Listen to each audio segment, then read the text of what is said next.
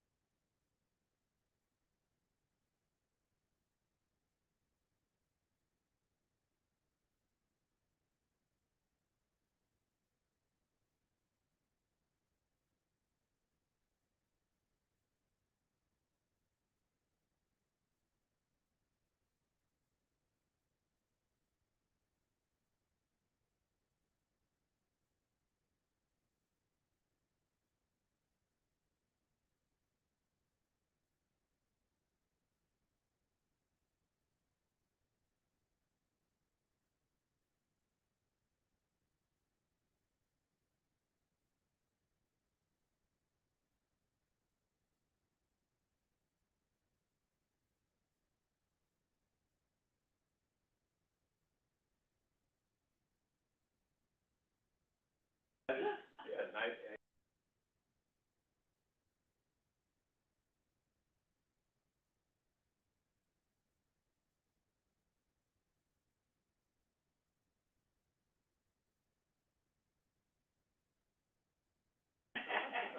We're now into our meeting.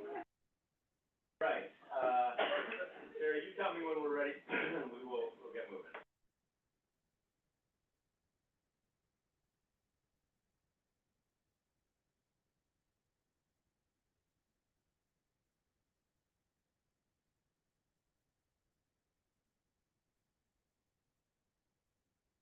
Good afternoon and welcome. I'm Dan Garodnick, Chair of the City Planning Commission, Director of the Department of City Planning. Welcome to today's review session of the City Planning Commission. We are joined today by Vice Chair Knuckles, Commissioners Benjamin, Cerullo, Dweck, Gold, Kermani, Marin, Osorio, and Rampersad, and Crowell, right under the buzzer. Welcome, Mr. Dean. Before we get to today's agenda, I'd like to take a moment to highlight some citywide and neighborhood planning milestones from the last couple of weeks. Last Tuesday, the Department of City Planning held its first in a series of public information sessions focusing on different aspects of City of Yes for housing opportunity. Our proposal to make New York City more affordable and integrated by building a little more housing in every neighborhood. We had a great turnout for last week's session, which focused on the Universal Affordability Preference, UAP, as part of the plan that lets buildings add roughly 20% more space if that space is used for income-restricted homes. Last week, we were thrilled to see the support for UAP and City of Yes from local elected officials like Manhattan Borough President Mark Levine, Council members Eric Botcher, Gail Brewer, and Keith Powers, State Senator Brad Hoylman Siegel, and Assembly members Alex Boris and Tony Simone. I deeply appreciate these elected officials for their leadership on this important tool that can create more income-restricted homes in high-cost neighborhoods and help tackle our housing crisis. Shifting from our citywide proposal to neighborhood plans, we have got a couple of public engagement sessions coming up in Queens later this week. First, on Thursday, February 8th at 6:30 p.m., the Department of City Planning will hold the final session in our second round of focused area meetings for the Long Island City Neighborhood Plan. Co-hosted by Councilmember Julie Wan and facilitator WXY Studio, this in-person public conversation will take place at the Jacob A. Reese Neighborhood Settlement at 1025 41st Avenue and cover economic development, arts and culture, and community resources. I encourage anyone who lives, works, plays in, or frequents this area of Queens to attend.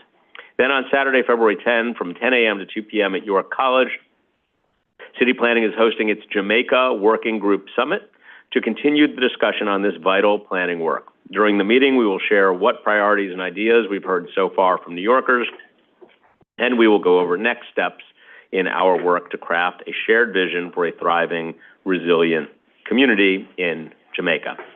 Moving to today's agenda, we're starting with a big one. The City Planning Commission will learn about a new 50-acre state-of-the-art marine port located at Arthur Kill Terminal in Charleston, Staten Island. This site, zoned for manufacturing uses, would be for the staging, assembly, and pre-commissioning of wind turbine generators and its related components. If approved, this project would significantly help New York State and the country reach its offshore wind energy goals and create approximately 200 local jobs. This is a great example of how we can promote sustainability and economic development at the same time. We're looking forward to this one. Next up, we'll turn to a proposed mixed-use building at 2118 Avenue U in Sheepshead Bay, Brooklyn, located near the Q train and the B3 and B49 bus stops, and a mile from Marine Park. The project includes 10 homes, a third of them income-restricted, and ground floor retail. They will also hold post-hearing follow-ups to discuss public testimony that we heard on Willets Point and our City of Yes for Economic Opportunity proposal. On the latter, we'll go over some of the questions and comments we received specifically on allowing some businesses to locate on upper floors of buildings, on home occupations, and on changes to permit dancing and live entertainment and at venues where music is allowed. So with that, let's get started. Sarah, let's move to the first item. Good afternoon and welcome to the City Planning Commission Review Session for Monday, February 5th, 2024. The time is 1:06 p.m. and a quorum is present. The first item on our agenda is the certification of a special permit zoning text amendment, city map amendment, landfill, and authorizations in Staten Island Community District 3. Presenting for the first time to the Commission is Puneet Singh. All right, Puneet, welcome. Just a small one to start with. It's auspicious. Good afternoon, Commissioners. My name is Puneet Singh. I am a community planner in the Staten Island office. Very excited to present Arthur Kill Terminal to you all today. It's my first time presenting to the Commission. It's also my birthday today. Yeah. Right. Happy birthday. Thank you. All right. This is a proposal by Arthur Kill Terminal LLC. They are seeking the following actions: a zoning text amendment to add sustainability-related goals to Staten Island's Special South Richmond District, and a new set of findings pertaining to waterfront lots in manufacturing districts. 2 zoning authorizations specific to the South Richmond District, 1 to modify natural features on a zoning lot greater than an acre, and another to construct a group parking facility. A zoning special permit specific to the South Richmond District to build structures in excess of 50 feet. A landfill action to create an approximately 1,300-foot long quay running along the Arthur Kill, and a city map action to demap the unbuilt portion of Richmond Valley Road west of Arthur Kill Road. These actions, if approved, would facilitate the development of a 50-acre state-of-the-art marine terminal for the staging, assembly, and pre-commissioning of wind turbine generators and other offshore wind turbine components. So this project is directly related to the various government initiatives seeking to catalyze the creation of clean energy resources to meet our various climate change goals. We all know about the Community Leadership and Community Protection Act in 2019 that mandates that New York State activate 9 gigawatts of offshore wind capacity by 2030.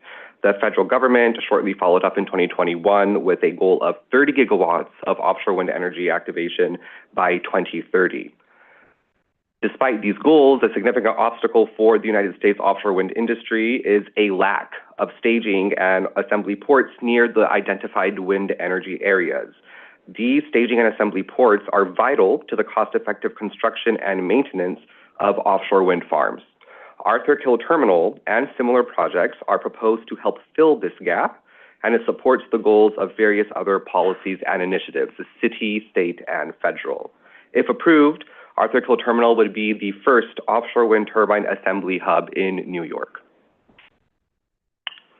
So as you can see, the project is on the southwestern edge of Staten Island in the Charleston neighborhood of Community District 3. It falls within the Special South Richmond Development District, which covers the southern third of Staten Island. It runs along the Arthur Kill and is directly south of the Outer Bridge crossing. Here we see the project site. You can see that it's a bit oddly shaped. The corners of the eastern edge at the north and south are bounded by Arthur Kill Road, while the middle section of the eastern edge is bounded by tax lots adjacent to the project site. It is bounded to the north by the Outer Bridge crossing and to the west by Arthur Kill. It is bounded to the south by the mapped but unbuilt portion of Richmond Valley Road, in addition to Mill Creek. The Arthur Kill stop on the Staten Island Railroad is about 2,000 feet to the south of the site's southeast corner, just down the road along Arthur Kill Road. And this stop is about 40 minutes from the St. George stop, the first stop of the Staten Island Railroad. The site is also served by the SS78 MTA bus route along Arthur Kill Road. There is a bus stop at the intersection of Arthur Kill Road and Richmond Valley Road adjacent to the development site. And the site has 1,369 trees of 6-inch caliber or greater for a total of 2,826 tree credits. The development site is a waterfront zoning lot that includes 5 tax lots. In Block 7620, we have Lot 1, and in Block 7632, we have Lots 6, 50, 150, and 151. The site has an area of approximately 1.4 million square feet, or about 32.5 acres. The development site has about 600 feet of total frontage along Arthur Kill Road, 1,370 linear feet of shoreline along the Arthur Kill bulkhead, and approximately 500 linear feet along Mill Creek. Arthur Kill Road and Richmond Valley Road both have a mapped width of 80 feet.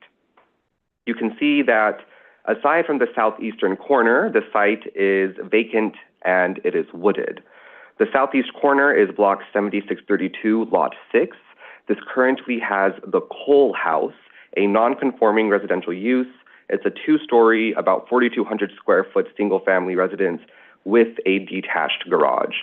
Most of the project site is located in an M11 district, there is a portion of the site that is an M3-1 district that lies directly south of Richmond Valley Road. Being in a manufacturing district exempts the proposal from waterfront public access area requirements in addition to visual corridor requirements. The applicant team has identified the development site as one of the few places in New York Harbor with all of the essential attributes for the development of a state-of-the-art marine terminal for the staging, assembly, and pre-commissioning of wind turbine generators and other offshore wind turbine components. Unrestricted overhead clearance is the first attribute. This will enable all types of wind turbine transport and installation vessels to access the development site directly and load fully assembled and pre-commissioned wind turbine generation towers. There is no structure that the wind turbine installation vessels will have to pass under, given that the site is directly south of the outer bridge crossing. The second attribute is that the project site has close proximity to already identified offshore wind farm sites up and down the East Coast. This will enable shorter installation times, resulting in vessel utilization savings, fuel savings, and importantly, carbon emission savings. The offshore wind farm sites you see here on the map on the right-hand side are in various stages of development, from pre-leasing area identification by the federal government up to fully operational projects like South Fork Wind. The next attribute is a deep draft channel. The Arthur Kill currently has an existing draft channel of approximately 35 feet, and this can easily accommodate vessels needed for the operation of the facility. However, current depth at the mudline directly adjacent to the zoning lot or bulkhead is only 5 feet deep.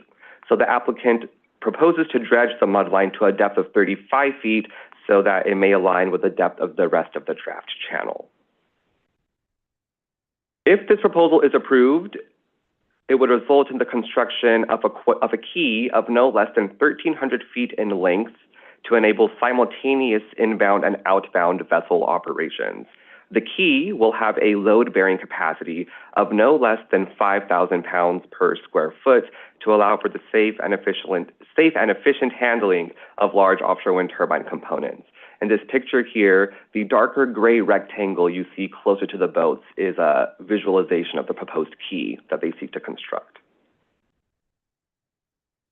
And then finally, if approved, the proposal would create a development site with a combined port operations area and supporting facility area of at least 30 acres to enable the buffering and storage of multiple sets of offshore wind components sufficient to ensure continuous progress with offshore wind construction activities.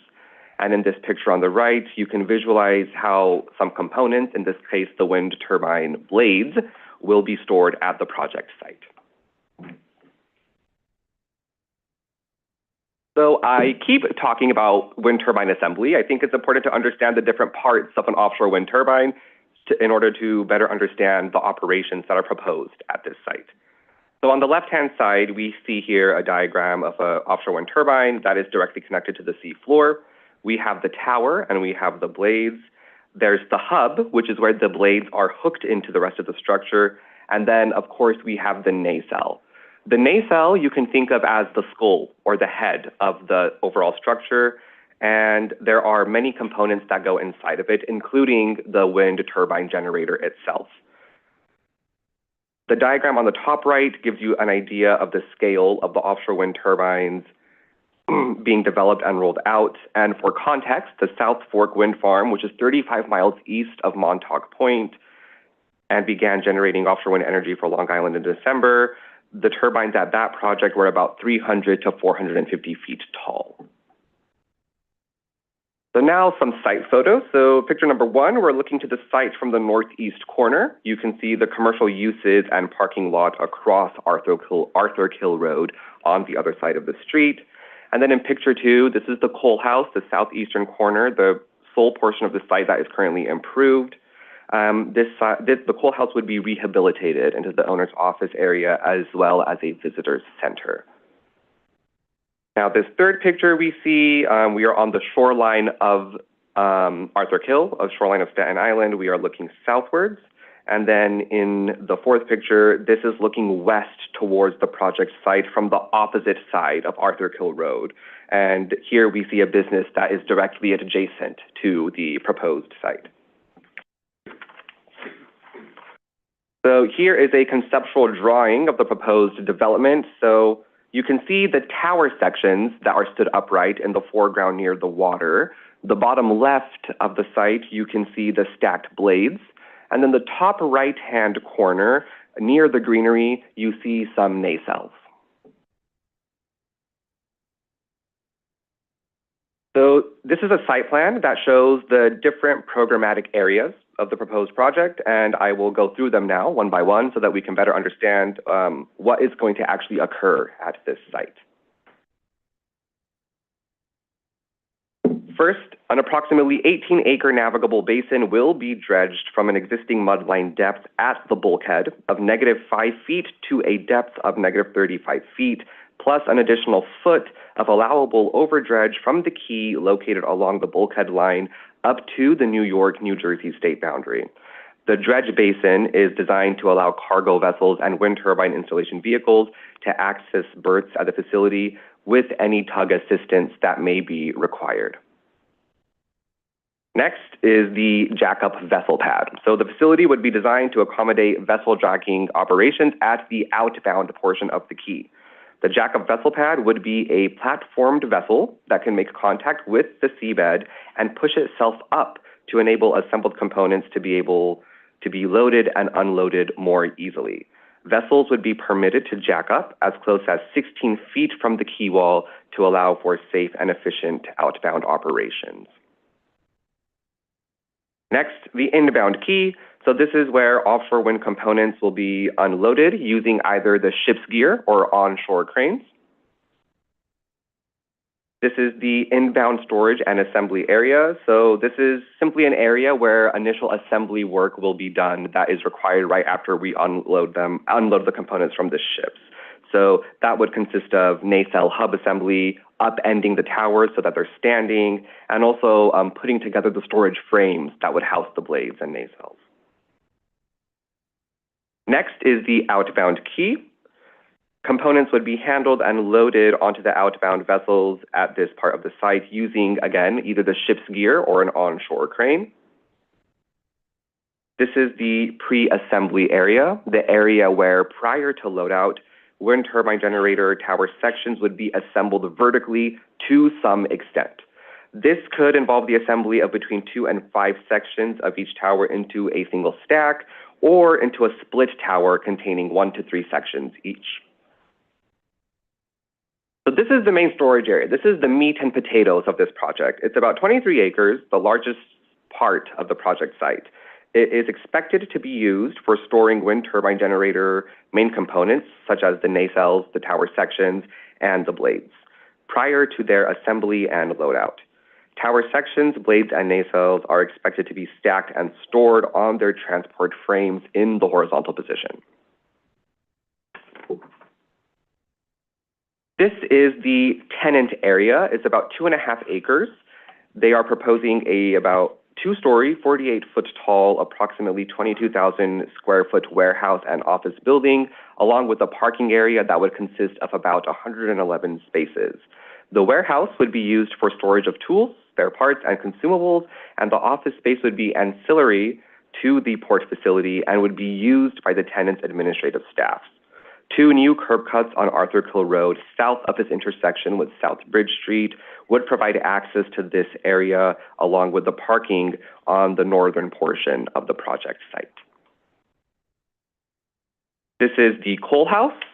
The coal house and the landscaped area immediately surrounding it is about 1 acre. This acre would be preserved to the maximum extent possible, and the building would be adaptively reused for 2 purposes. The first would be the owner's area, and the second would be a visitor area, which would include a public observation deck on the 2nd floor and several rooms on the 1st floor dedicated to the history of Staten Island's West Shore, offshore wind industry in the United States, as well as workforce and educational training opportunities. There will be about 13 parking spaces in this portion of the project site.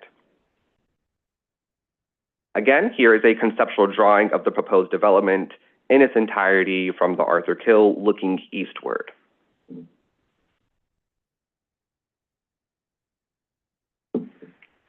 So this is a waterfront lot, and climate change is here. And we know that a majority of the project site falls within the current 1% annual chance floodplain and is considered susceptible to rising sea levels resulting from climate change. Ever increasing portions of the undeveloped project site would be expected to be within the 100-year floodplain in the 2050s, 2080s, and 2100s. The applicant is proposing to substantially raise the grade of the site to 15.25 feet along the quay, up to 20 feet along Arthur Kill Road, thereby raising a majority of the project site out of the FEMA 100-year floodplain. Furthermore, due to the vertical bulkhead and landfill construction of the quay, the upland area would not be subject to wave action. Lastly, the proposed warehouse and office building, along with the coal house, would be located outside of the 1% and 0.2% floodplain. Overall, the proposed project is being designed to address sea level rise in the future and is also being designed with the ability to be raised or reconfigured in the future as needed. So once again, here are the proposed actions at a glance. An amendment to the zoning resolutions text in 2 sections of the chapter dealing with the Special South Richmond Development District, 2 authorizations, a special permit, a landfill action, and a change in the city map. And I will now go through them one by one. The first, a zoning text amendment to the general purposes of the Special South Richmond Development District is being requested to establish a new goal within the district to promote water-dependent uses that provide a substantial environmental benefit. This new goal is intended to broaden the scope of the special district regulations beyond preservation of natural and recreational resources to better reflect the city's ongoing sustainability initiatives and climate goals. Currently, the existing authorization per Section 10765 requires an area of no disturbance to be established on any wooded site greater than an acre. However, this proposed zoning text amendment would create a new pathway limited to waterfront zoning lots within manufacturing districts that contain a water-dependent use and where such water-dependent use exceeds 75% of the upland land above water. This would align with the newly established goal in the general purposes section to promote environmentally beneficial water-dependent uses. A new set of findings would be added to the zoning resolution section 10765B, leading to the creation of a section 10765B related to proposed site operations, avoidance of adverse effects on the surrounding area, and delivery of substantial environmental benefits. And the underlined text you see here is what is being proposed to be added to the zoning resolutions text.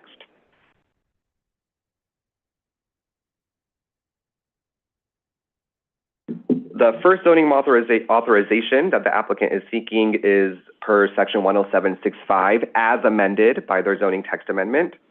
In this special district, an authorization is needed to modify natural features, specifically removal of trees and modifications of topography associated with any new development on a zoning lot greater than 1 acre. So on this map, you can see all the trees on the site, which are the heavy black marks that you see. This proposal would seek the City Planning Commission's authorization to remove 1,204 trees and modify topography up to 18 feet in order to facilitate the construction of the unenclosed areas needed for the site's operations. Here is a visualization of the existing grade. The fainter dashed line you see is the existing grade. It lacks a consistent slope necessary for the operations. So the applicant is proposing about 392,000 cubic yards of fill and about 37,000 cubic yards of cut, along with the tree removal, to make the site completely flat. The proposed grade is the solid line, and the top image is a cross-section from the northern portion of the project site, showing the grade between the proposed quay and the proposed warehouse area.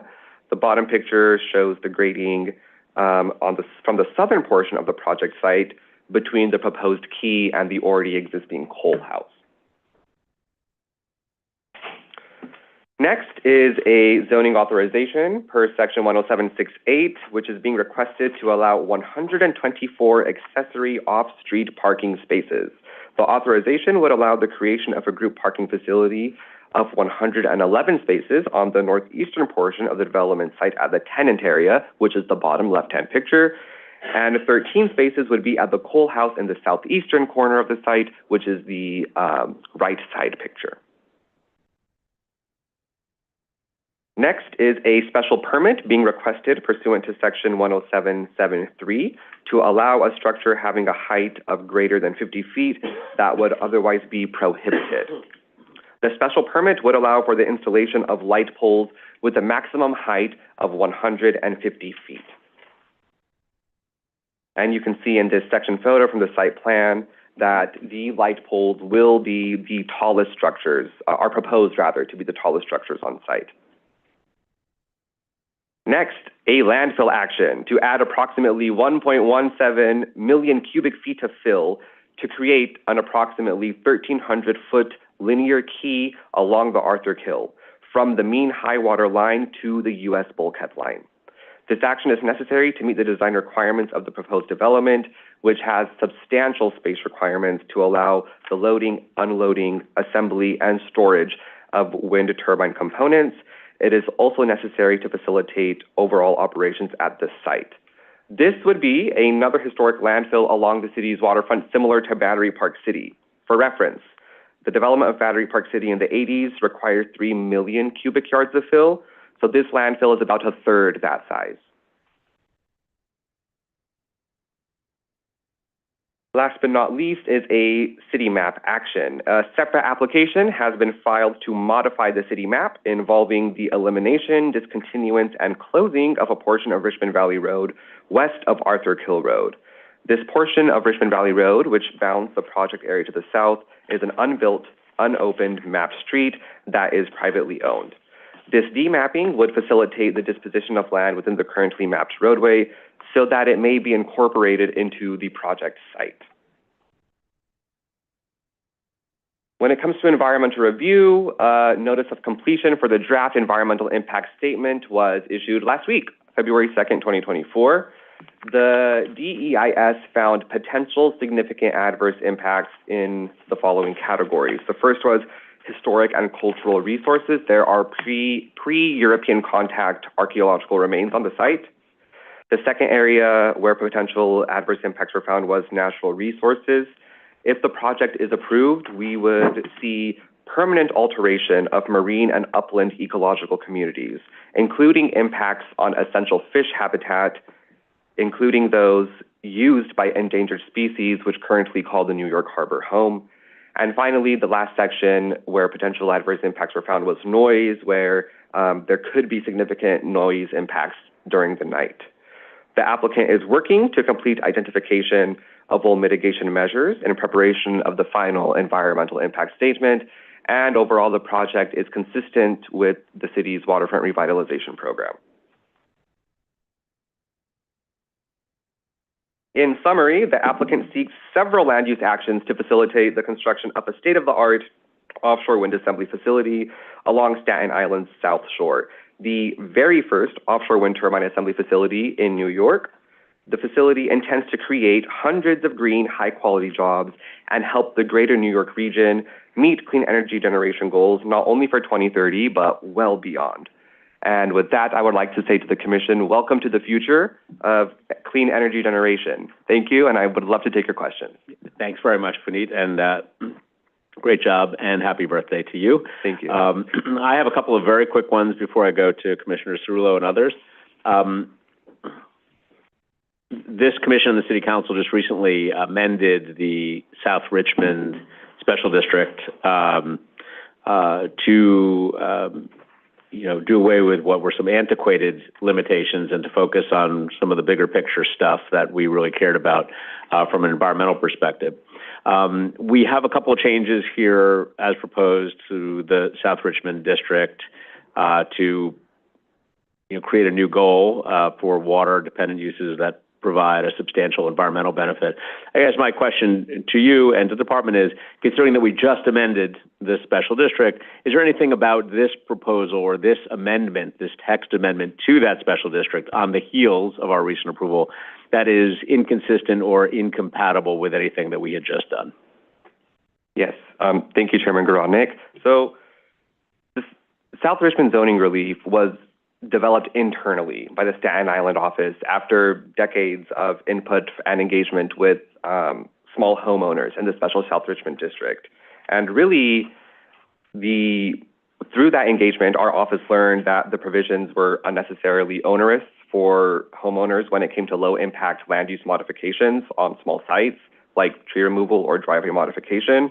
So really, the scope of South Richmond zoning relief was focused on supporting homeowners who sought greater latitude to improve their private property in modest ways. This text amendment proposed here is proposed by a private applicant. It was not developed internally, and it's specifically geared towards making space in the zoning resolution for water-dependent uses that have substantial environmental benefits. So we feel that the scope is entirely different for this zoning text amendment and thereby requires its own public review process. And even if South Richmond zoning relief was not passed, the applicant would still have to seek this zoning text amendment in order to create space in the zoning resolution, because otherwise it would not be permitted. Okay, thank you. One other from me and then an observation. On the special permit for the modification to height, this is to allow a structure greater than 50 feet tall because of a desire to have light poles that are 150 feet tall for lighting of the whole marine terminal here. It's hard to gauge, for me to gauge, what the impact on surrounding area of 150-foot light poles on 24/7. I don't know if you have any potential affected residents in the area. I don't know if this is something that can be geared specifically so that it does not illuminate the areas beyond the property in question. And if you could add anything to that, would appreciate it. Yes, absolutely, Chairman. So I'm going to first talk about residential uses. So there are, in the DEIS, they had a quarter-mile buffer area study emanating outward from the project site. There are residential uses on the periphery of that quarter-mile area that was studied. Between those residential uses and this project site, we have a host of commercial uses and light manufacturing uses. So that's a buffer between the residential uses. The outer bridge, there's also the tides at Charleston, which is to the north, but outer bridge crossing acts as a buffer there as well. So that's residential check, if you will. As far as 24/7 operations, so the lights will not be on 24/7. They will be on when they're needed to in the nighttime. So we asked the applicant team about this as well, and they said to us that nighttime operations are less than ideal, but it happens and it's necessary because it's important to keep in mind that as of right now, we're not manufacturing any of this stuff in the United States. These are all being imported. So we need to design for 24/7 usage because we anticipate components arriving at odd hours of the day. And if they arrive, they can't sit in the Arthur Kill. They have to be dealt with. Overall, that's not ideal. It's not something that the applicant team wants. They prefer operations happen in the daytime because it's less expensive. And I would also say, like in the DEIS, as far as light goes, they're designing the light poles so that, like, you know, there isn't too much light pollution emanating. Of course, they're still 150 feet tall. All right. Well, that's very helpful, and I think we can take it up with the applicant too as to how precisely they would design the light pole so as to minimize the light pollution in the surrounding area. But what you said certainly makes sense. And the last thing I will just observe, because it was something that I learned and had not encountered before, a landfill action, in contrast to other actions like a special permit or a zoning text amendment, is something that lives in the city charter as its own action under 197C. So I just found that interesting, and it was something that I learned as part of this application. So you all probably know this already, but I figured I would share it with you. So now I'll go to Commissioner Cerullo. Okay, thank you, and congratulations on your presentation, and happy birthday. Thank you. So I could skip the lights, the impact on the lights question, although I do think that that's a consideration. I I don't think I'll be wrong to assume that that might be a question that we see from the community during public review. Although I also recognize that the immediate surrounding area is very commercial or light industrial here. Couple of questions. What are the number of jobs expected to be created by a project like this, or this particular project? And what impact might that have on traffic to and from this area, depending on the hours of operation, which could be 24 hours or at any time in a 24-hour period? That's sort of what I got from it's not ideal, but if something comes in, they have to react to it. So it's really an operations question about the facility itself, if we know anything about how it might operate. Right. Thank you, Commissioner Cerullo. So I think once operations commence, we're anticipating about 200 jobs here. And so that would include administrative staff, security, and also the people who are actually going to be handling the wind turbine components. As far as impacts on traffic, the draft environmental impact statement did not find any potential significant adverse impacts on traffic once operations commences. And that's because none of these turbine components will be coming into the project site via the roadways. They can only come into the project site via Arthur Kill. Mm-hmm. And now, as far as workers coming to the site, the applicant team is in conversation to identify tenants for this site, and those tenants would be responsible for hiring, and because of that, we don't really know where their workers may be coming from. That being said, we know that the Arthur Kill station on the Staten Island Railroad is within walking distance.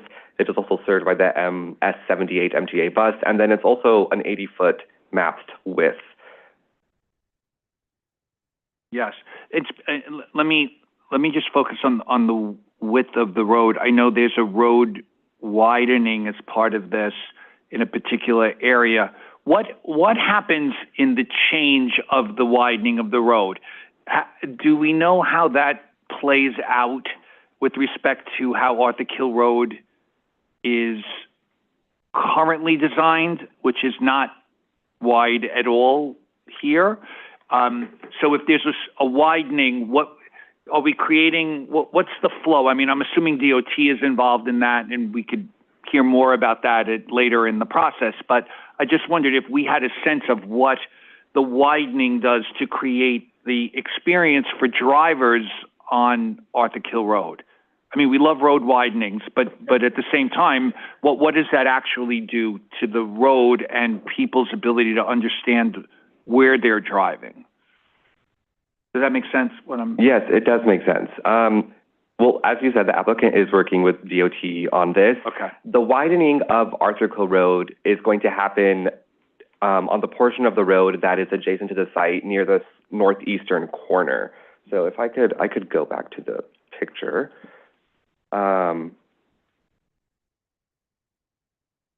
The widening that is going to happen will also be able to accommodate 2 new curb cuts there that will provide access to the site. Okay. And in terms of driving impacts, how the drivers will be impacted, I can certainly relay that question to the applicant team so they can speak more to it during public review. However, the only time, when it comes to construction, the only time Arthur Kill Road will be impacted by actual construction is going to be when it comes to widening that actual road. The rest of the site is large enough to accommodate all construction operations on site. So if you see in this picture here, the widening will happen the northeastern corner. It'll be around the intersection of South Bridge Street and Arthur Kill Road. Yeah, I would just say, not to spend too much time on this particular issue, but I was just thinking about those who are using the road. Once the road changes its shape to wider, are people then trapped in a pinch point trying to get back to whatever the roadway width is? And how does that get designed so that we don't have that where it's pinched, it widens, and it pinches again? Because it's obviously, this is only a portion in front of the site where there will be a widening. So I'm just thinking that because this is a highly trafficked area, given the other uses along Arthur Kill Road, which are commercial in nature, restaurants, catering venues, there's pet stores, there's other things happening there. Plus, this is an access point to the Outer Bridge and to the West Shore Expressway if you're coming from Arthur Kill Road. So there's a lot of reasons why I just wondered what the traffic situation pattern might be and the impact. Very quickly, I'll wrap up with two and then leave them to you, which is there any planting requirements for the Arthur Kill frontage of this site, or is this just going to be open so as you drive, you just see what's there versus, I'm looking at this, I guess this one's the same, but it's easier for me. What will happen along the street line and the sidewalk line? I'm assuming there's a sidewalk, obviously. Is there a planting requirement? That's number one. And number two, and I'll leave you with this because it's a little more big picture, which is about the site selection generally, the importance of this site for a use like this. And I know that there's sort of critical elements to this site being where it's located, the height of the bridge, access to this portion, and I just would like to understand that a little bit better. So I will definitely relay questions revolving around traffic to the applicant team. Now, repeat your first question for me, please. The green, yes.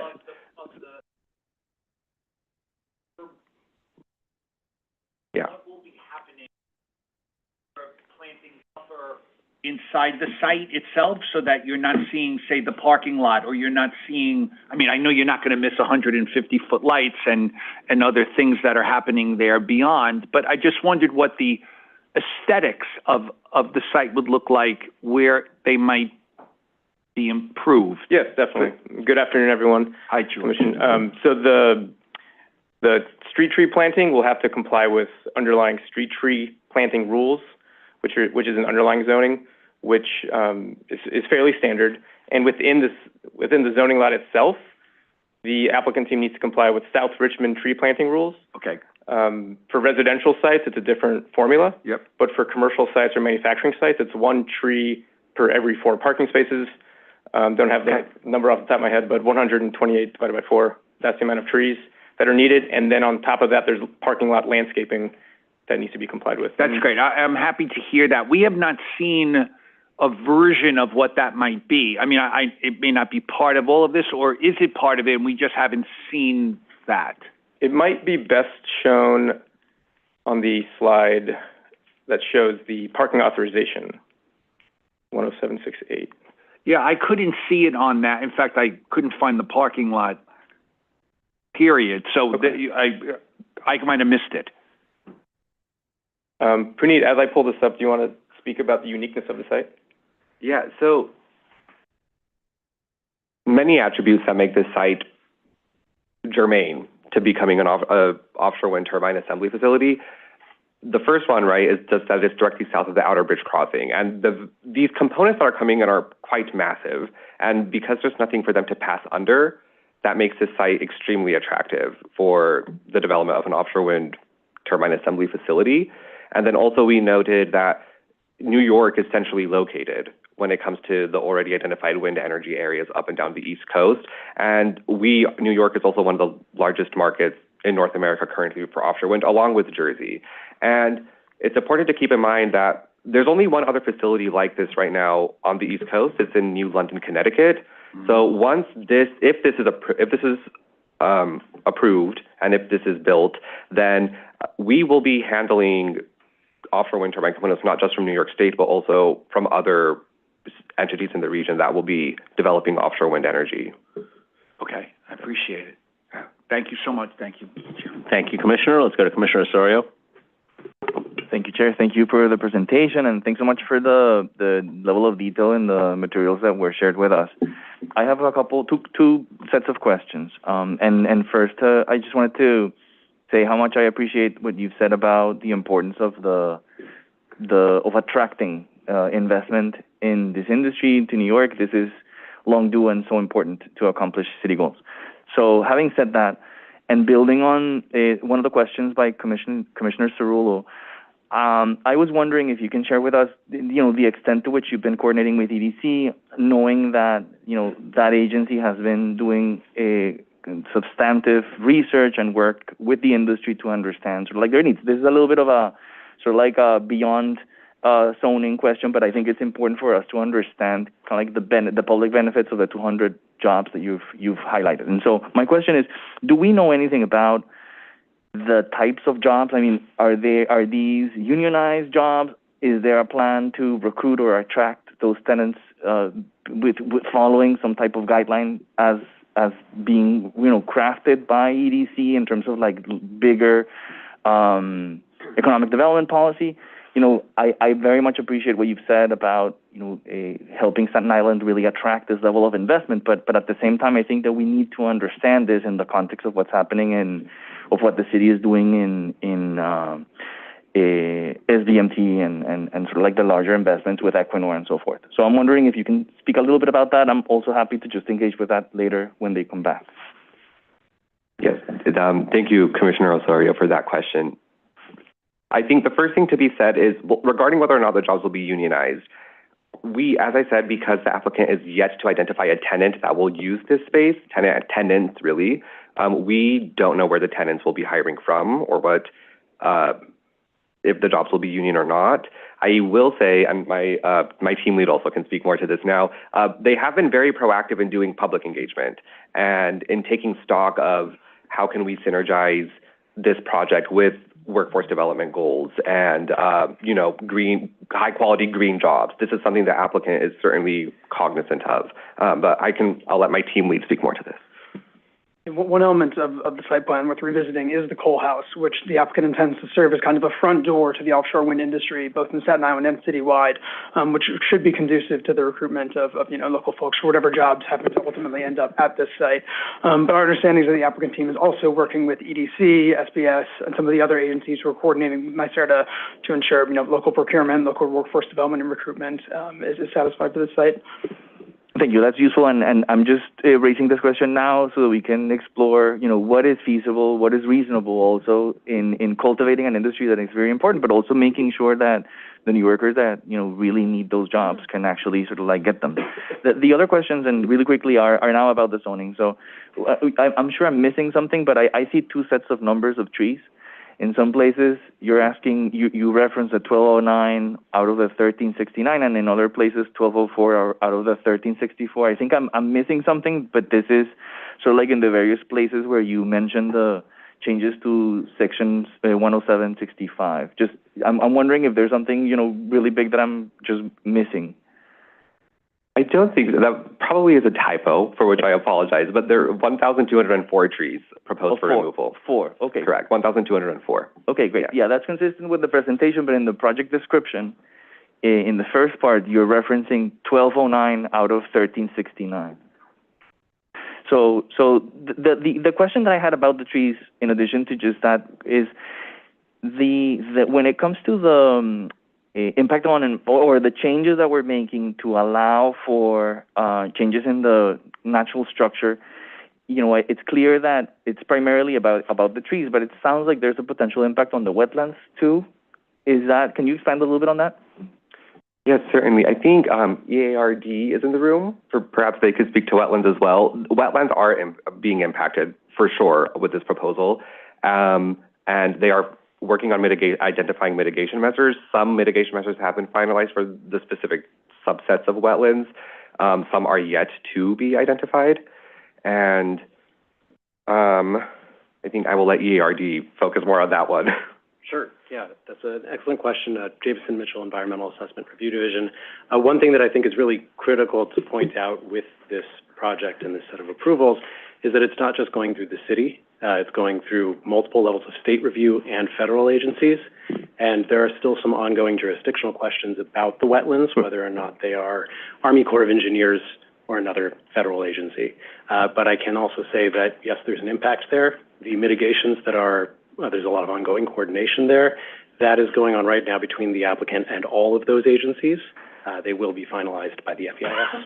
No, thank you. That's super useful. The reason why I also raise this now is because given the importance, the large, big picture sort of like contribution to cleaning, the energy matrix here, I'm wondering if this is a perfect opportunity to, again, explore with EDC whether the mitigation banking sort of like initiative that EDC has been working on in Staten Island exclusively is perhaps sort of like an opportunity to address that early on and incorporate that as part of opportunities to mitigate the potential impact on them. Sure, and the applicant has actually identified, again, in coordination with multiple state and federal partners, multiple sites for mitigation, both within Staten Island and in New York City. As they've described it, and this may sound a little funny, both in-kind and out-of-kind mitigation that's being approved by those agencies. Okay, great, thank you. I appreciate maybe learning more as that conversation continues. And then just to finish up, in terms of the proposed changes to 10700, in terms of the general purposes, I think that we should be more intentional about not just sort of like in the context of increasing sustainability, but specifically about offshore wind, not even renewable. I think that we should be specific that this is to accommodate an industry, the offshore wind industry. A couple other suggestions. In Section 10768, when we're talking about the provisions to authorize the accessory off-street parking, we should also be intentional about permeable pavements, and at least some general guidance on what should the infrastructure look like in a place that we are already disrupting from an ecological point of view.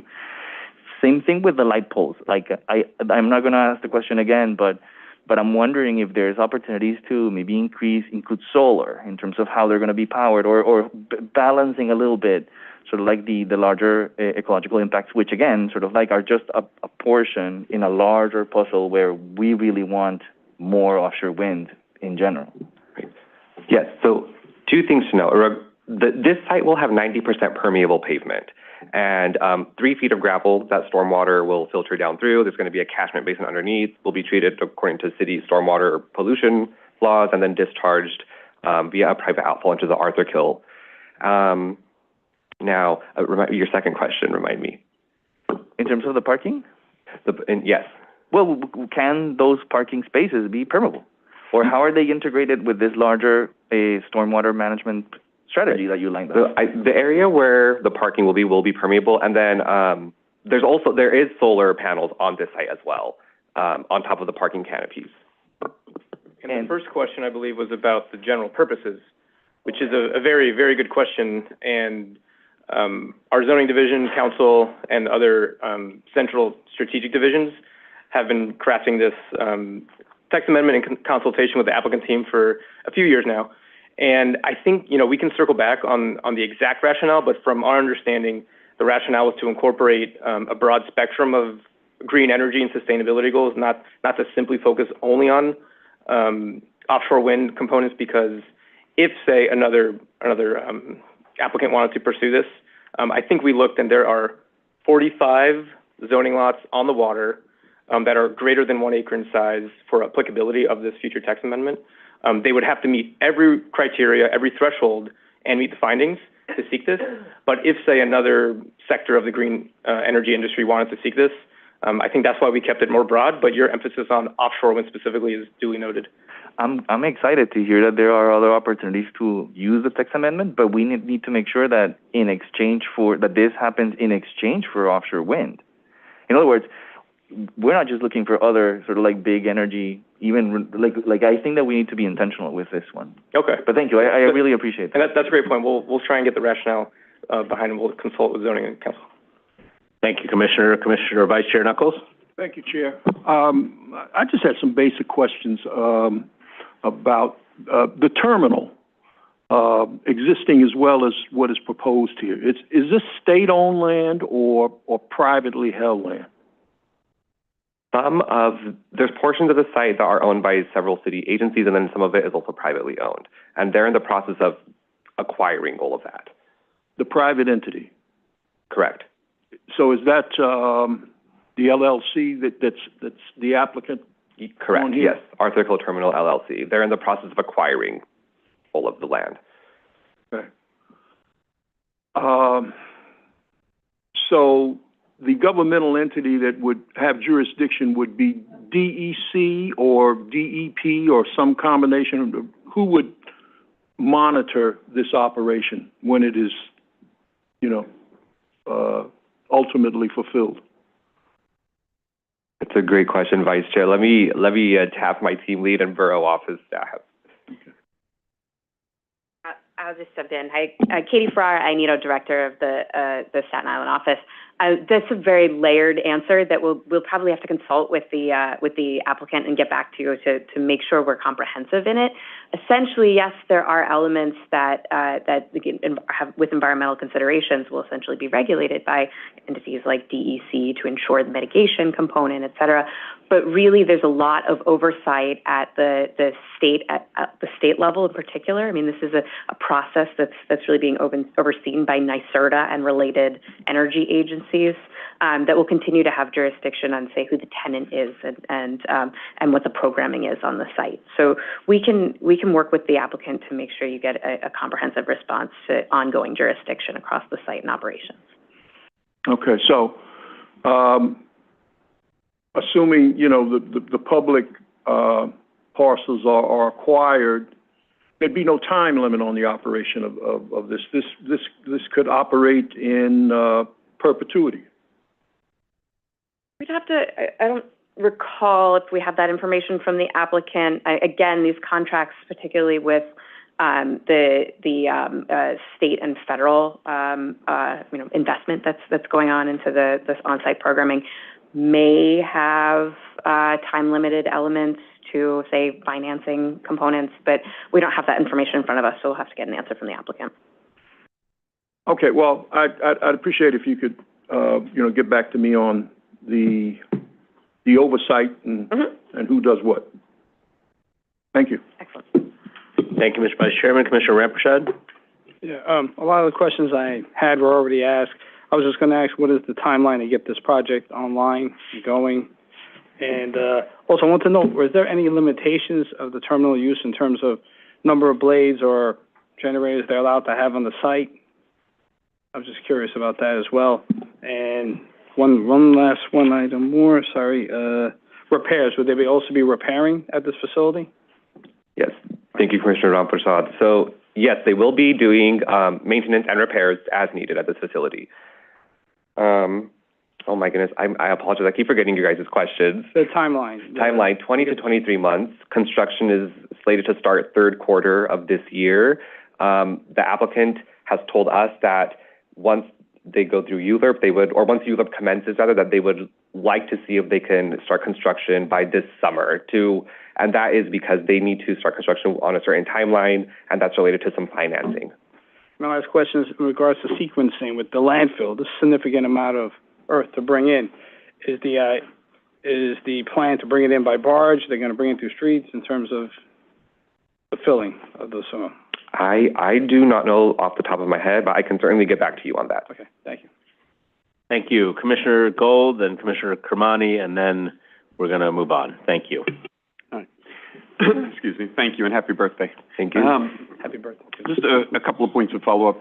First, following up on that topic, the landfill, have we looked, I assume we've looked at the effect on the area around of raising the grade, right, of sort of the neighboring sites, presumably. Is that something that we need to look at more closely, or is that something that, I guess when one looks on that map, it looks like you've got the frontage, the waterfront frontage covered, but presumably that does create some variation for the neighbors, right? Some side effect. Is that something we have anything to say? Yeah, certainly. As far as stormwater is concerned, we don't anticipate stormwater issues kind of radiating out to adjacent properties because of the permeability, and they provided for, treatment beneath the project site. I can definitely get back to you on how will the key to stopping of wave action, how will that impact adjacent properties? I can certainly get back to you on that as well. Yeah, I'm just thinking about it from the unintended consequences perspective, so that'd be helpful. And then one or two others. Just taking the other side of Commissioner Osorio's question. So I guess I think about this as the dynamic right now, the climate for offshore wind is not good, right? It's just not. Over the last 6 months, financing's dried up in a big way. Interest rates and some combination, I think probably may have seen that even in our neighbor, New Jersey, some of the sites that were planned have been canceled because of both the financing and the economic climate. So I guess the question is, if we get through this, it sounds like the applicant is looking to lease it out to others, right? They're not looking to operate it. Is there any certainty, I guess, that this actually happens? And if it doesn't happen, as I said, this is where I take the other side of Commissioner Osorio's question, what happens here? Like, what do they use it for? Certainly, yes. Thank you, Commissioner Gold. So it's an important question. We've all heard about the fits and giggles, if you will, when it comes to offshore wind in the United States. We've communicated this to the applicant team, and they said, yes, we are aware that there's this difficulty, but we don't anticipate it having impacts on our project. I think if we take a step back, one should be cognizant of the fact that we are talking about a globalized shift towards clean energy in a way that hasn't happened since the Industrial Revolution. So I think it's natural that a new industry would have these fits and giggles. I think the important thing to keep in mind is that there is still synergy between different levels of government, different stakeholders, private and private stakeholders, and community organizations to make this happen. So, for example, you talked about rising interest rates. So just the last week of January, there was the rebid, the fourth round of offshore wind bids. It was a rebid that was spearheaded by Albany due to the fact that some of the projects nosedived and the contracts were canceled. So part of that rebid, it included new mechanisms to improve project reliance that accounted for inflation and supported the sharing of interconnection costs. And those two things are really the two primary reasons identified by offshore wind developers that led to the project's cancellation in the first place. So this is to say, in the most recent round of bidding, there's positive signs that the private energy developers and then also the government have come to a compromise that allows these projects to financially pencil out at the end of the day. We talked to the offshore wind team at EDC. We know that there's going to be a fifth round of auctions that are also slated for the end of 2024. So it's problematic, but the momentum is there and the synergy is there. And, South Fork Wind started operation. This project is starting ULERP. So I guess let me take it a step further. So everything I've read basically suggests that it's the economics on the East Coast that make it more challenging, right? It's been less challenging on other coasts to get some of these projects out of the ground from energy costs and otherwise. And so I guess just, thinking about if that continues, right? And, we sort of do go through this process. Are there, maybe it's not a fair question, but are there assurances from the applicant, right, that whether either it's this direction or, as Commissioner Osorio asked, is there a plan B, basically? Because I guess presumably there's a lot of work here for it to be potentially an empty facility, right? Which Staten Island has had a series of those, unfortunately. I grew up out there, so I'm very familiar with the home port. Not the home port, and also the tanks, the LNG tanks. So Staten Island, it's just been unfair to Staten Island, I guess. So just sort of curious. Yep, great. Yeah, this is a great question. It's something we think a lot about in our office, obviously. I guess I can only at this point, we do obviously want the applicant to get back to you with a little bit more of the, the mechanics and the specifics about their investment. But the land use actions that are proposed to be certified today have some considerations that do build in a certain amount of flexibility, and I can also speak to what the process would be if and when a change were to occur. Essentially, they're putting forward a text amendment that would say the only way to allow for this level of site work, clear cutting, would be to have a water dependent project that would be serving the environment, having an environmental benefit. So our expectation would be that the use would continue in that direction if we were ever going to see this level of clear cutting. They are locking in elements of their site plan through the authorizations. So in that sense, that they will go into our typical process of having 4 years to do substantial work on the site, and if not, they need to come back to us for a renewal. And in that renewal process, they would need to show whether or not conditions on the site, around the site, in the economy had changed to a level where we would need to reconsider what was being approved. Got it. Perfect. That's super helpful, and thank you for the color. Thank you, Commissioner Gold. Commissioner Kermani. Thank you. Thank you so much for your presentation.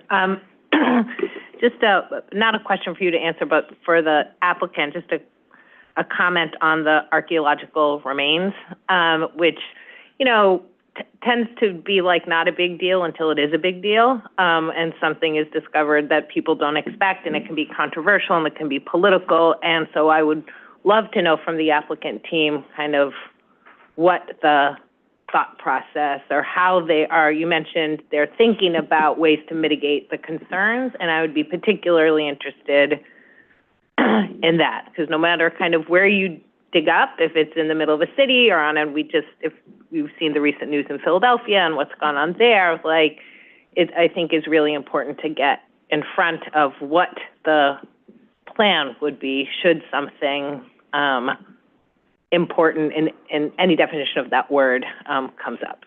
Right. Yeah. Thank you, Commissioner. I mean, there are more details in the DEIS relevant to this, but I will definitely flag for the applicant team to have a fleshed out response, because I agree. Yeah. And then just to add a little bit to Commissioner Cirillo, Commissioner Osorio on the jobs and employment component, just to also point out to the applicant that there are organizations working in the city on increasing the flow in the green jobs pipeline. I would say particularly with an organization like Green City Force, who's working with NYCHA youth to get them into and they're being trained already, and this would add to an already existing, quite developed program that is national, right? It's an AmeriCorps program, and they do have a presence on Staten Island with a farm, and just as a point of information. Thank you, Commissioner. Thank you. I will relay that. Great. Thank you very much, Commissioner. And with that, this item is now certified. Puneet, thank you very much. Enjoy the day. We will we'll see you again soon. Thank you. Thank you, Commissioner. Thank you. Or Chairman. Okay. All right, Sarah, let's talk about the next item. The second item on our agenda is a certification of a zoning map and zoning text amendments in Brooklyn Community District 15. Presenting for the first time to the Commission is Catherine Nessel. All right, welcome, Catherine. Thank you, Chair.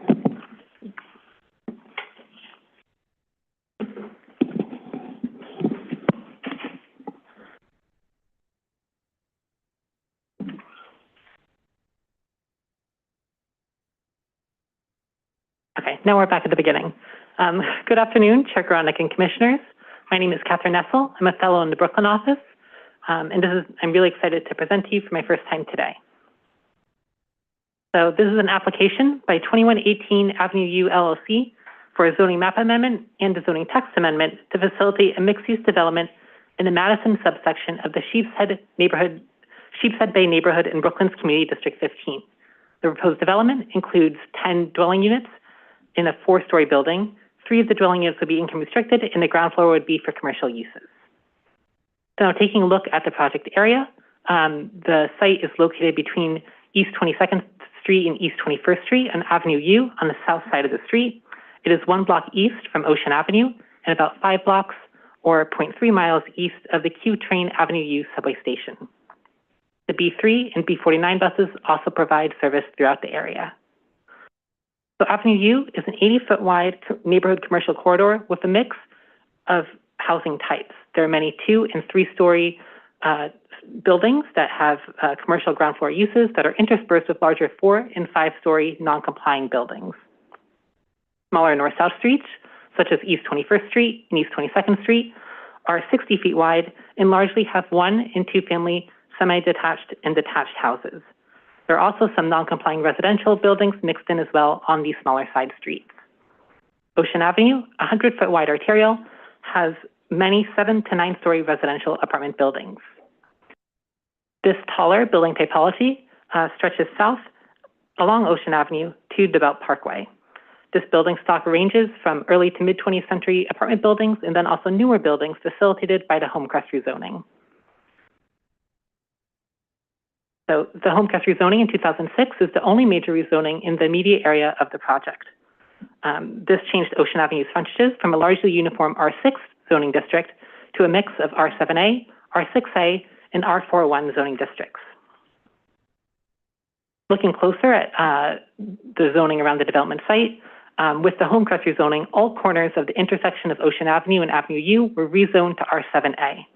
R7A is a contextual medium-density district that facilitates the development of 7 to 9-story buildings with a maximum floor area ratio, or FAR, of 4.0. Now, most of the neighborhood to the east of Ocean Avenue, including the project area, is zoned R4 currently. R4 is a low-density district that allows for 2 and 3-story buildings with a maximum FAR of 0.75 and a maximum building height of 35 feet. To the west of Ocean Avenue is a largely uniform R5 zoning district. R5 is a low-density district that allows a variety of housing types, but a slightly higher FAR of 1.25 and a higher maximum building height of 40 feet. A C13 commercial overlay is found on both sides of Avenue U to 150 feet in depth throughout the immediate area. The C13 overlay only permits commercial uses in Use Group 6 for general retail and personal service establishments as of right. Institutional uses surrounding the project area are seen on the map here in blue. They include Congregation Priestess Heim, which is located southwest of the site, on Ocean Avenue between Avenue U and Avenue V, and St. Edmund Roman Catholic Church and Elementary and Preparatory High School, which is located northwest of the site, along Avenue T between East 19th Street and Ocean Avenue. The nearest public school is PS 206, which is situated on Gravesend Neck Road between East 22nd and East 23rd Street. Now I'll walk us through some photos of the site. We're going to start on East 22nd Street, looking northwest towards Avenue U. Here you can see the semi-detached buildings in the foreground are lots 11 and 13, and then to the right of them, on the corner of East 22nd and Avenue U, outlined in yellow, is the development site, Lot 1, which is a vacant former commercial and office space. Now moving up north to the intersection of Avenue U and East 22nd Street, we're now looking west along Avenue U. You can see that Avenue U is a vibrant commercial corridor that has a range of 2 and 3-story buildings in the northern frontage with commercial ground floor uses. Looking at the southern frontage in the foreground, we see Lot 8, which is the development site, and behind it lies Lot 1, which is a 1926 mixed-use walk-up building with an FAR of 3.29. Now moving 1 block to the west, this view is of the project area at the intersection of Avenue U and East 21st Street facing southeast. Here we can see more of Lot 1, the existing mixed-use 4-story building, and in the background is the development site outlined in yellow. Now looking at the proposed development, the applicant is proposing a 4-story plus penthouse, 20,450 square foot building with an FAR of 3.41. The building will contain 4,800 square feet of commercial space on the ground floor and 15,650 square feet of residential space on the upper floors. The building street wall would rise to a height of 45 feet, and the maximum building height would reach 55 feet with the roof of the penthouse. The development will have 10 dwelling units, of which 3 would be income restricted. 10 parking spaces would be provided in the cellar, and 10 bike spaces would be provided on the ground floor. This development will be facilitated by 2 land use actions. So the proposed actions include a zoning map amendment to change the existing R4 C13 zoning district to an R6A C24 zoning district to a depth of 100 feet south of Avenue U, along with creating an R4 zoning district from 100 feet south to 150 feet south. I'll elaborate on that a little bit later. The other proposed action is a zoning text amendment to establish a mandatory inclusionary housing, or MIH, area in Appendix F, with options 1 and 2 in the new R6A C24 district. So looking at the zoning map amendment, this would rezone the southern frontage of Avenue U between East 21st and East 22nd Streets to a depth of 100 feet to an R6A C24 zoning district. The remainder of the project area, between a depth of 100 feet and 150 feet south of Avenue U, would maintain its R4 zoning district, but would have the commercial overlay removed. This proposed action reflects the residential character along the side streets beyond 100 feet south of Avenue U in the project area. The R6A zoning district has a maximum residential FAR of 3.6 when mapped with MIH, as it would be here. The maximum base height is 65 feet, and the maximum building height is 85 feet. Quality housing regulations are mandatory in this district. Parking is required for 50% of market rate units and 15% of income-restricted units. However, the applicant may waive out of parking when 15 or fewer spaces are required, as would be the case here. The C24 overlay allows for a wider range of commercial uses than are possible under the current C13 overlay.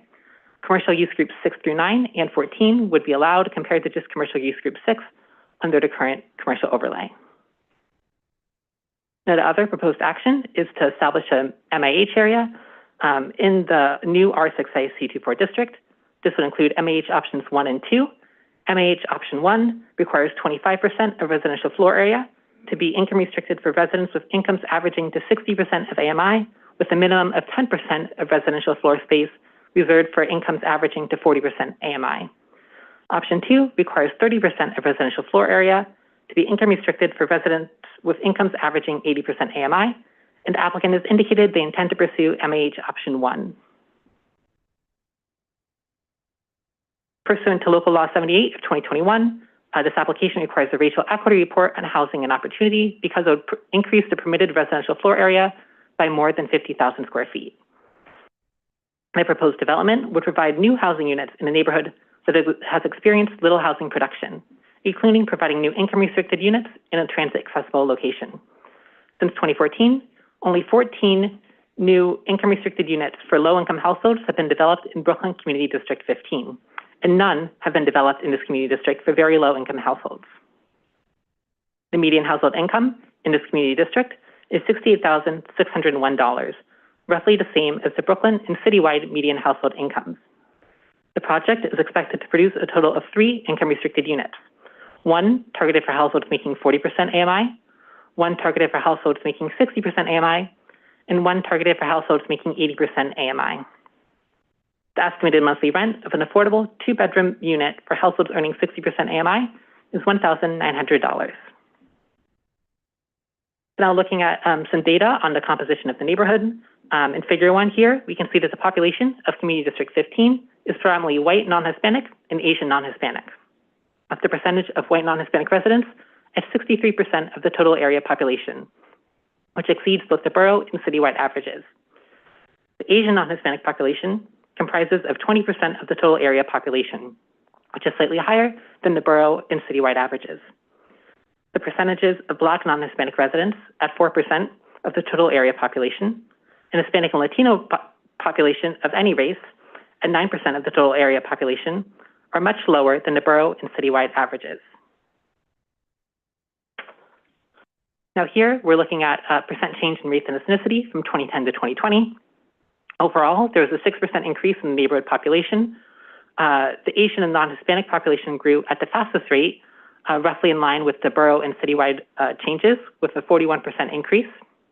The Black non-Hispanic population and Hispanic and Latino population of any race also saw large increases percentage-wise in this neighborhood at rates higher than the borough and citywide averages.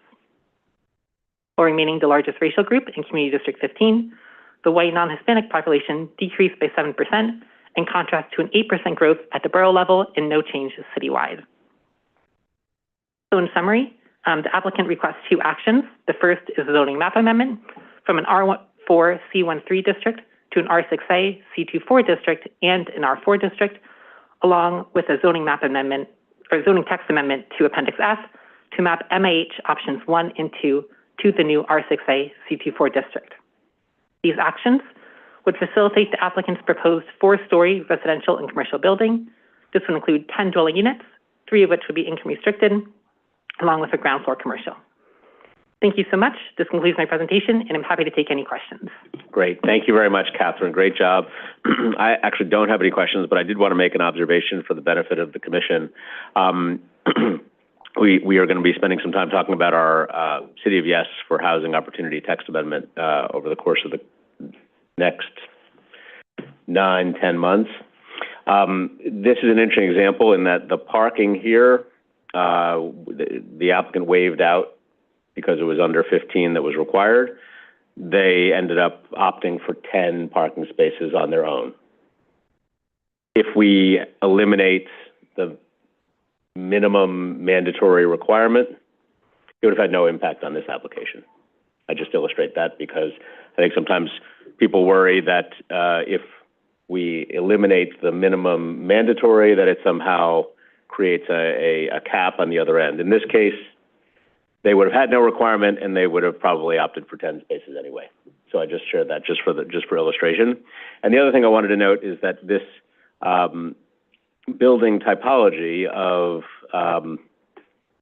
3 or 4 stories of 4-story residential on top of commercial is thematically very consistent with what we are proposing for our town center zoning, which essentially would enable a 3 to 5-story residential building on commercial overlays in low-density districts. Now, putting aside what district this is going from and going to, that's not even my point here. I just wanted you to look at this one and keep it in your mind when you think about the type of building and where it's located on top of commercial as very central to what we are going to be proposing as part of our town center zoning proposal. So thank you, Catherine. I appreciate it. Let me see if there are other questions for you. Commissioner Osorio.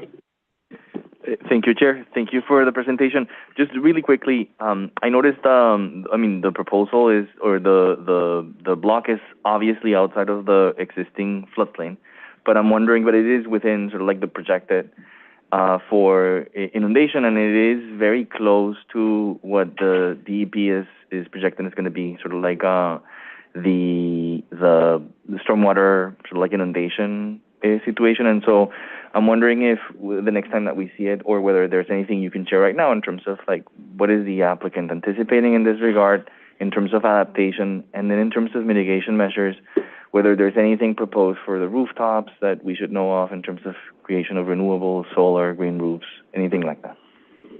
Thank you so much for that question, Commissioner. It's a great question.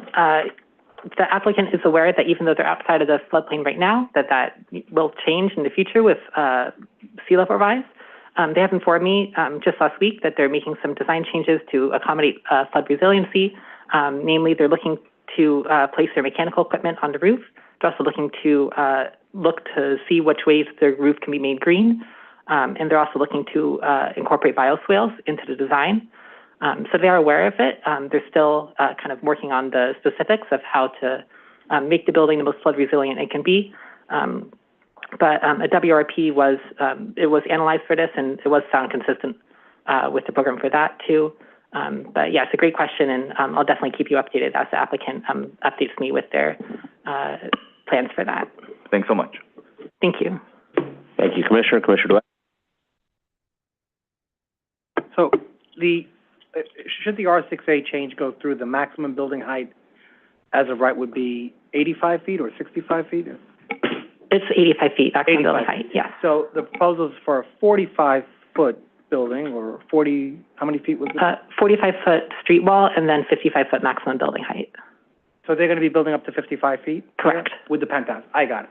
So they're able to do that because they're a corner and they have 100% lot coverage.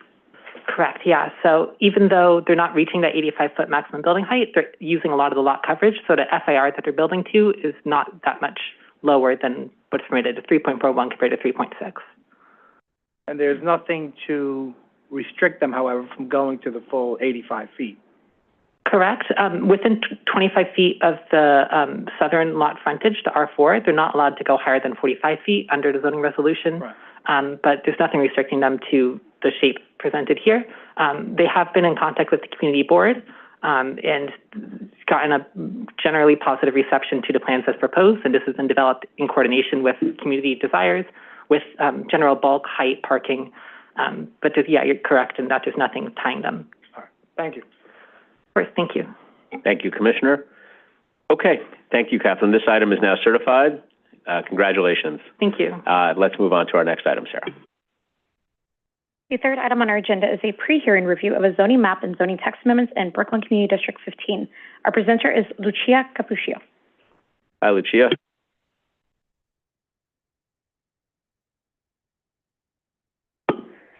Okay. Good afternoon, Chair Garodnick and Commissioners. Just going to wait for the slide. Okay.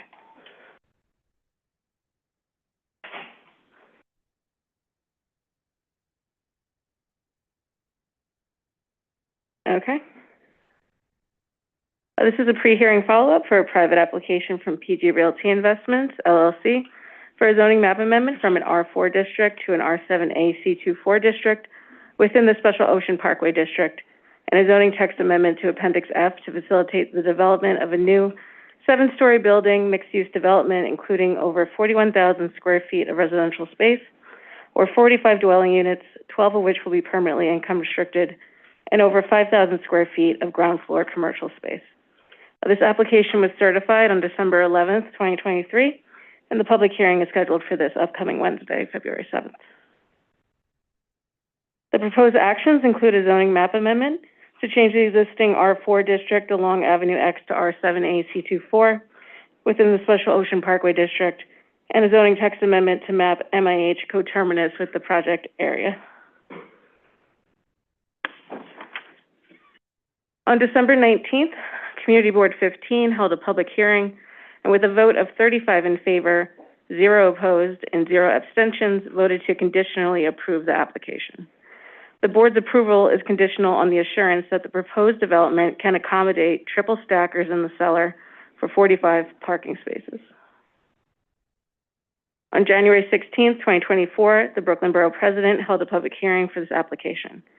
Subsequently, the Borough President recommended to approve this application with one condition, that the applicant provide no more than the number of parking spaces as required per the zoning resolution. In summary, this is a private application for a zoning map amendment from an R4 district to an R7A C24, and a zoning text amendment to Appendix F to facilitate the development of a new 7-story mixed-use building, including 41,000 square feet of residential space and 5,000 square feet of commercial space.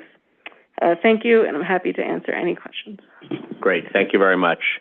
I don't have questions for you, but I will make the same observation that I made in the last application, which is here's another example of where an applicant is going above what the mandate would have required or does require today. So if we eliminate the mandate, there would still be an opportunity to do what this applicant wants to do, recognizing that there is reasonable debate here, and the Brooklyn Borough President noted as much as to what the right number of parking spaces is in this building. Eliminating our mandatory minimum would not have impacted their ability to actually add the parking spaces here. Again, I just illustrate this for the benefit of those who might hear the words eliminate minimum parking mandates and think that perhaps it is different than what the words actually are, but we are talking about the minimum parking mandates, and so here they went above what that would have been. Okay, let me go to Vice Chair Knuckles and then Commissioner Sori. On that point, in a time when, let us say, the parking, minimum parking requirements would be eliminated, if an owner or an applicant wanted to provide parking, he or she would then need a special permit, or would they? No, they wouldn't need a special permit, but they also wouldn't need a special permit to waive out of the parking, because that's what we're going to see. We're going to see that in another application coming 2 or 3 down the line today, where somebody is going to twist themselves into a knot to try to not have to abide by minimum parking requirements, right, which is, fine in the application that we're going to see. But in this case, no, not a special permit for the purpose of the parking. It would eliminate the need for the special permit to get out of the parking. Gotcha. Okay. Thank you. Commissioner Sorio. Thank you, Chair. Thank you for the presentation. Just to build really quickly on that point, which I think is an excellent point. Thank you for mentioning that in both applications. It would be great if we can hear, or if you can share a little bit what's been the response from the applicant in terms of the recommendation from the Borough President, and and also if tomorrow we can see a little bit of the implications of that in terms of the cost of that decision and so forth.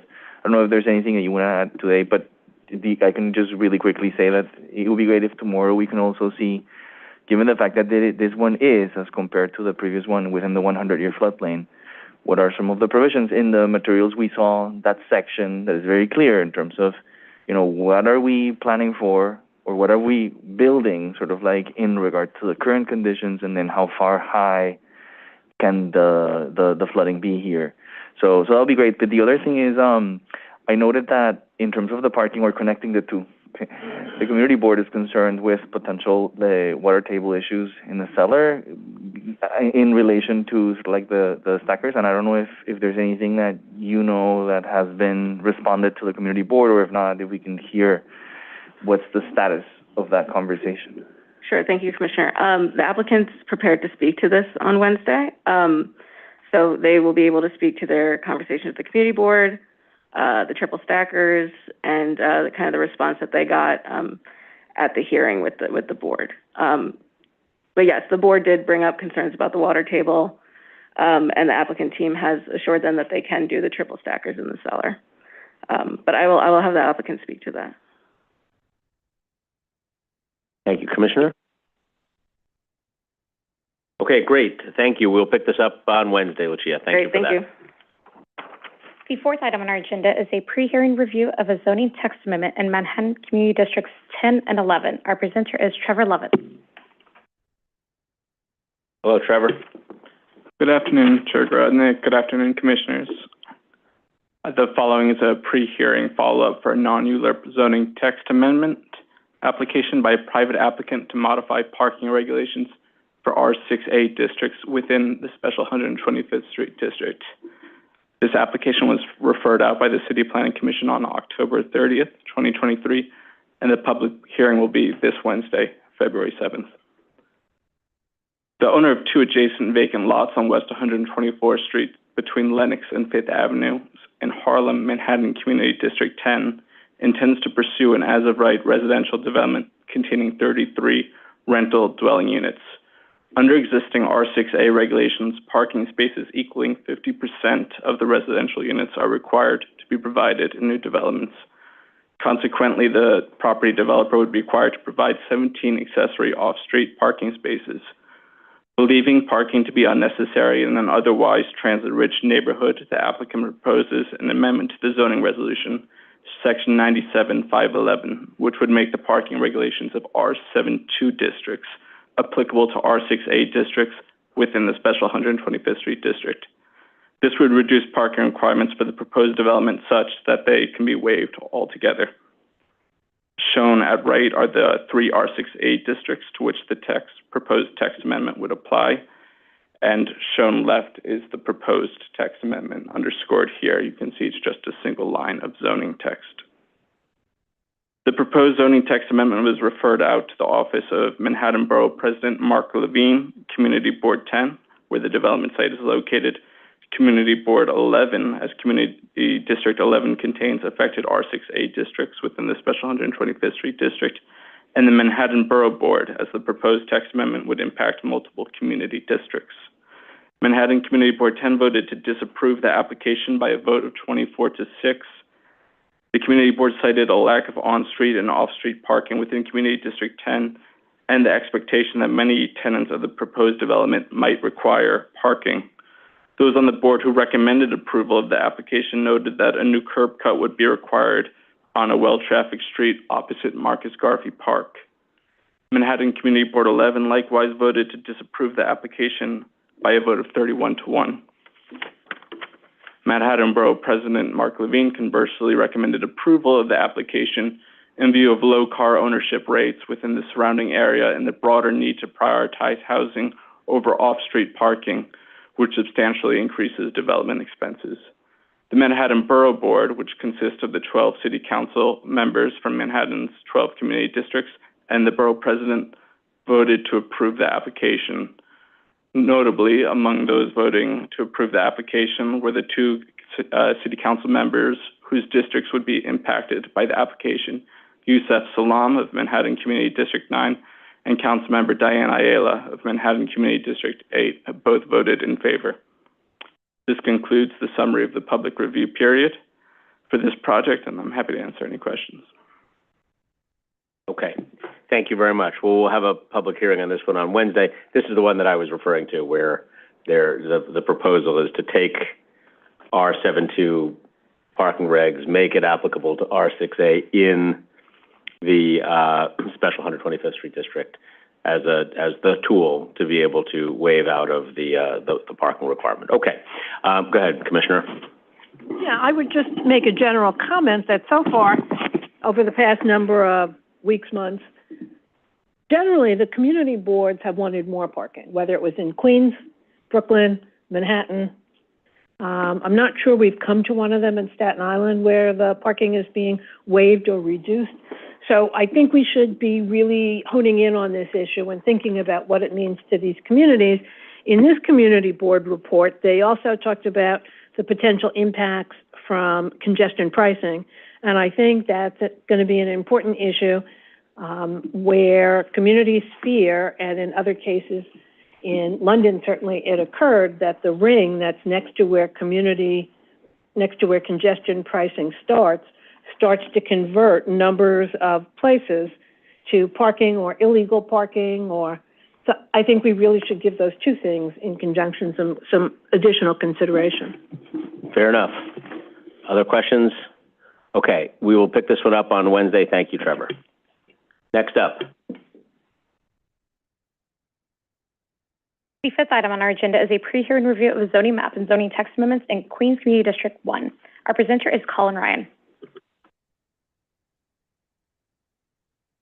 Hello, Commissioners. Are you able to hear me? We can. Great. So this application was certified on October 16th and is back for pre-hearing. The project area is located in the Ditmar-Steinway neighborhood of Community District 1 in Queens. Next slide, please. The applicant proposes a 6-story mixed-use building at a height of 85 feet with a base height of 65 feet, fronting both Steinway Street and 23rd Avenue. It would total approximately 39,000 square feet of floor area at 3.6 FAR. The ground floor would be occupied by approximately 3,000 square feet of commercial space fronting both Steinway Street and 23rd Avenue. There would be 22 new dwelling units, of which 6 would be permanently income-restricted units. 9 parking spaces would be located in the cellar to be accessed by a curb cut on 23rd Avenue. To facilitate this development, the applicant, next slide, please. To facilitate this development, the applicant proposes a zoning map amendment to change from an R5D and R5D C23 district to an R6A C24 district, indicated by the dotted black line on the image on the right, affecting all 4 blocks at the intersection of 23rd Avenue and Steinway Street. According to the applicant, this rezoning is appropriate because of the intersecting wide streets that front the project area and proximity to transit, and that it would reinforce the ground floor commercial nature of Steinway Street, as well as resolve existing non-conforming and non-complying issues within the project area. Next slide, please. This application was certified by the CPC on October 16th, 2023, and on November 21st, 2023, Queens Community Board 1 voted 28 in favor and 2 against a recommendation of approval. Next slide, please. On December 21st, 2023, the Queensborough President held a hearing for this application and submitted a recommendation of approval with conditions. A minimum of 30% goal to include women and minority-owned businesses, hiring of local residents, and working with local organizations when hiring and contracting for this project. Quarterly reporting to the Borough President and Council Member until this goal has been reached, and that applicants should follow through on community boards' comments from the public hearing to the best of their ability. This concludes my presentation. Thank you. Great, thanks, Colin. Great, we'll pick this one up on Wednesday. Thank you. Sarah, what's next?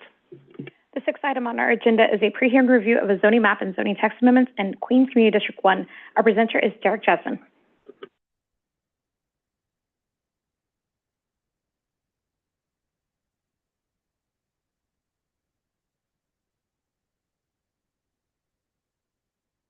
Hello, good afternoon.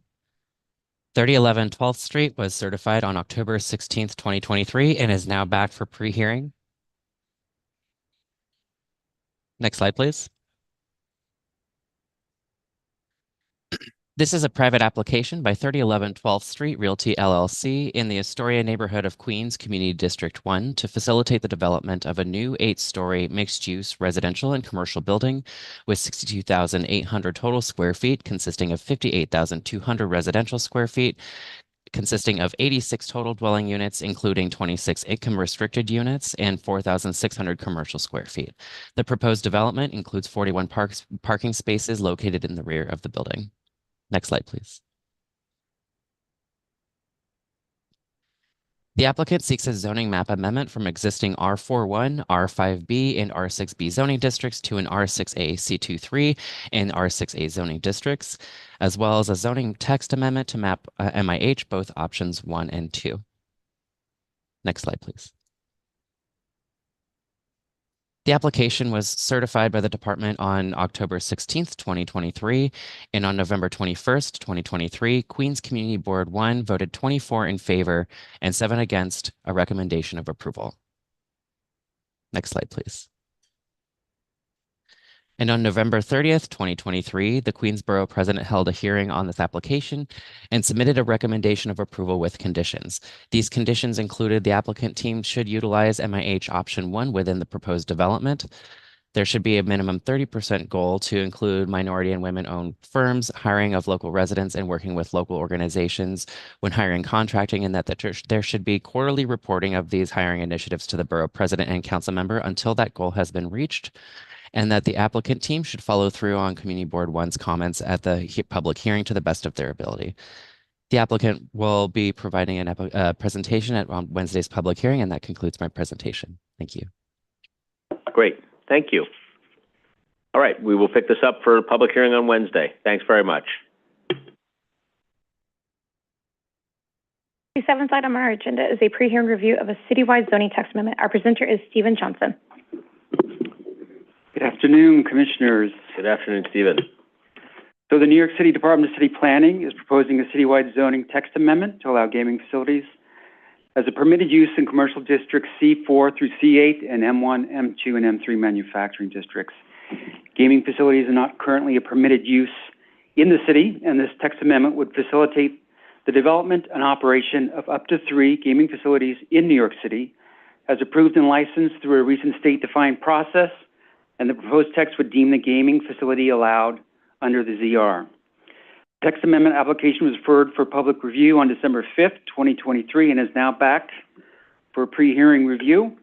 It was referred for 60 days. I'll go through an abbreviated presentation and then end with the public review comments that we've received so far. So this entire process was kicked off by a statewide referendum in 2013 that was approved by New York State voters that authorized up to 7 commercial casinos in the state.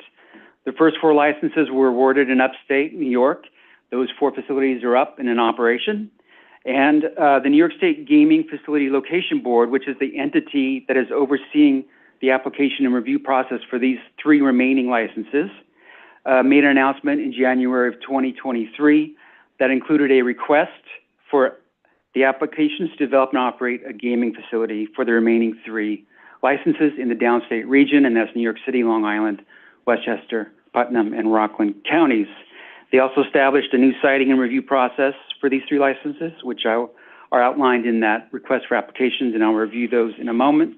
But first, this is a map of the various gaming, video lottery, and horse racing activity in the state that the Gaming Commission oversees.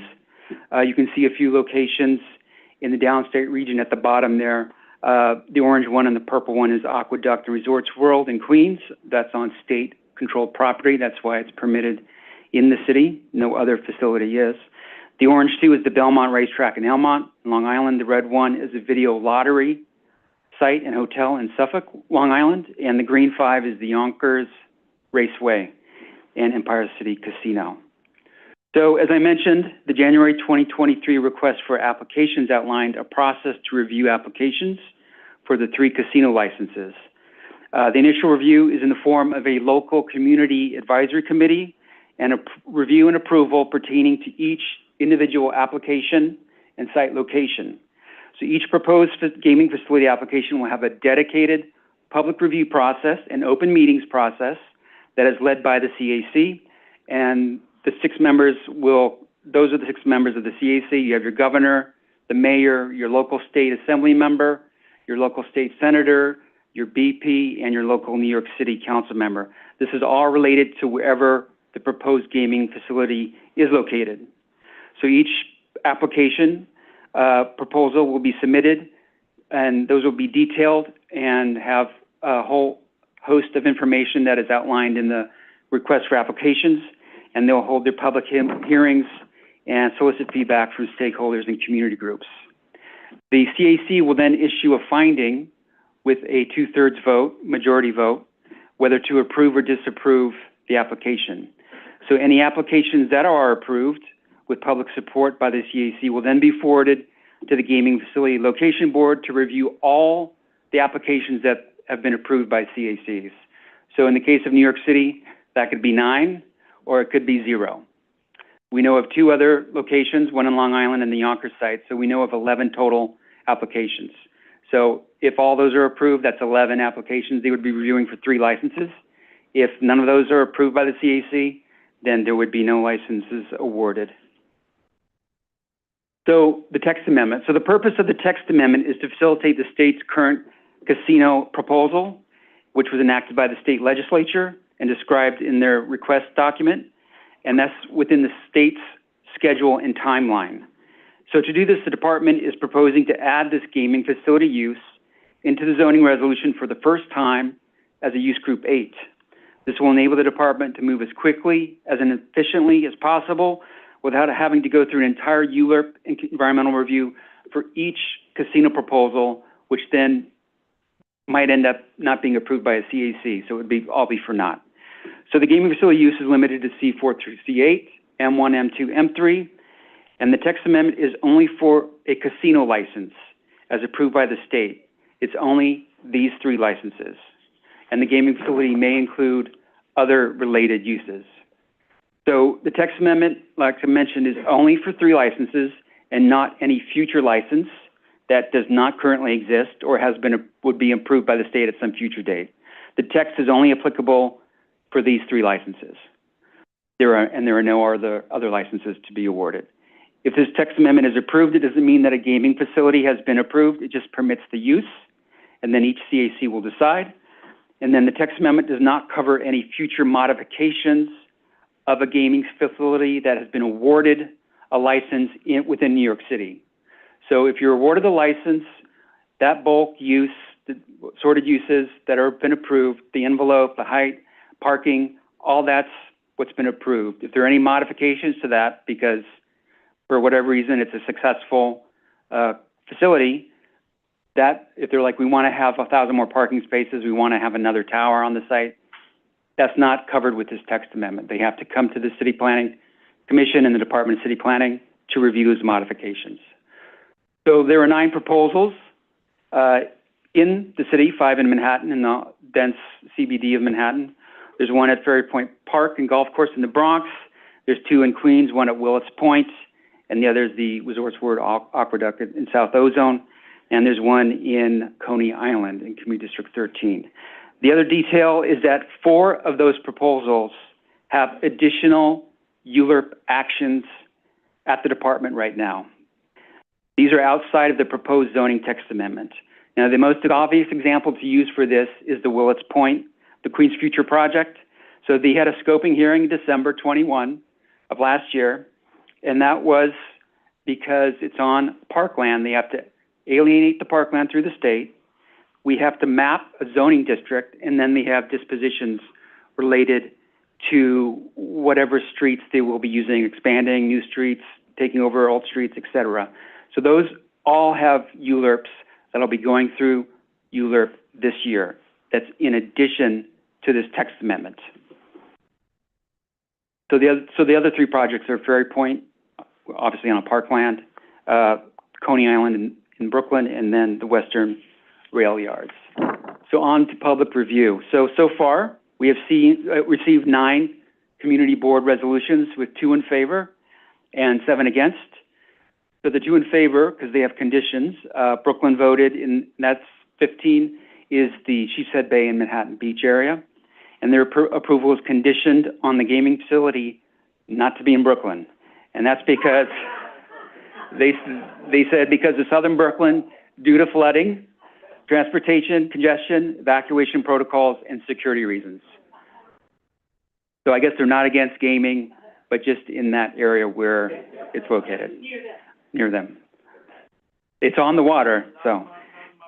Community Board 11 in Brooklyn, which is the Bath Beach, Bensonhurst area, their approval was also conditioned on the CB having an opportunity to review the Coney Island application and their traffic studies, and to provide recommendations to that process, and that the residents of CB 11 will have an opportunity to participate in any job fairs. Now, the Brooklyn Borough President just sent us a resolution in at the end of last week. They have approved with conditions, and their conditions are that the use be removed from the manufacturing district, so that it's only in the commercial districts. The BP also said that the associated or related gaming uses be removed from the text because they could be deemed accessory uses, and that it's covered also in the state definition of a gaming facility. And then they also mentioned that ULURP should be put back into the process. And I can tell you the 3 in Manhattan, 4, 5, and 6, they were, it was virtually unanimous against the gaming facility. They passed resolutions last year before the text amendment was referred out against the gaming facility. So they were being consistent there. Bronx was also unanimous. CB 13 is Coney Island. They were split. They ultimately voted against it, 11 to 16 to 1. But I went out there multiple times, and there was good discussion about some of the pros and cons. So in general, some of the main concerns and comments, the most ubiquitous concern was about so-called removing of the ULURP process from the casino application review. So I think each community board felt that this was taking their input out of the process, which we feel was established by the state process and the CAC review, which has a public review, public meetings, and gets input from the local communities and stakeholders. Some of the community boards also mentioned that there'd be no technical expert review, and I'm here to tell you that city planning, as technical experts on land use and zoning, we will be participating in application reviews. The mayor has a seat on the CAC. EDC is also involved, and obviously Parks Department, for the ones related next to parks and inside parks, are heavily involved, as well as other city agencies. There's a lot of city agencies working on these projects. The second, number 2 up there was just a list of kind of going through the negative impacts, possible negative impacts from the use related to financial impacts, addiction, gambling addiction. There were issues about security, traffic, transportation, parking, and that was pretty much Manhattan, Brooklyn had those comments. Some people felt that the text would make it easier for future casinos to land in the city. But as I mentioned, the text amendment is only for these 3 licenses. And then a lot of people cited the possibility of economic development and job creation as a positive for having a casino sited in their area. And with that, that ends the presentation. I'm happy to take any questions. Great. Well, thank you very much, and thank you for all of your efforts on this one. So I just want to probe on a couple of points that you made. It seems like at least a fair amount of the negative response that has come in to date related to whether people wanted to see a casino at all. Not about the specific process necessarily that we're proposing here. Yeah. Although the point about, ULURP, that certainly is a comment that would be applicable on your feeling about this proposed text amendment. But is it fair to say that the comments that were weighing on the majority of these community board recommendations was about whether they wanted a casino or not? I think for the most part, it was very based in their own location. I only went out, the majority of the community boards I went to were the ones that had proposals. And they were very much focused on, except for the ones in Brooklyn, the 1 or 2 in Brooklyn, like what was happening in there for example, the Bronx. They were like, we're happy with the way the park is now with the golf course. It was great for our community, but the casino will be a bad use here. So I think a lot of people are focused. It's kind of difficult to separate the casino from just putting the use into the zoning resolution. Yep. So I think you're Okay, right on that. so let's just talk about the concern that people have raised as it relates to community review and technical expertise in the state process. So if our text amendment proceeds and is approved by the city council, the existing procedure for evaluation of any of these 9 potential casinos is a community advisory committee first, which includes, as you pointed out, 6 representatives, 3 state, 3 city, but the state ones come from the state local representatives or the local representatives in New York City who represent that district, plus the governor. What would be the opportunity for a community board member to participate in that process, or for a member of the public to participate in that process? So our understanding of the process is that when these applications are eventually submitted, none have been submitted yet, but when they are permitted and the schedule's been released, are submitted, the CACs will form, and then they're required to have public meetings on each application. So there's going to be a process where, and I think because we've also heard so much feedback about participation in the CAC, it's just the number one issue, or one of the top line issues for these. So it's imperative that the community feels like they're participating in the process and they have a seat to hear everything and to make comments. And from our perspective, they do.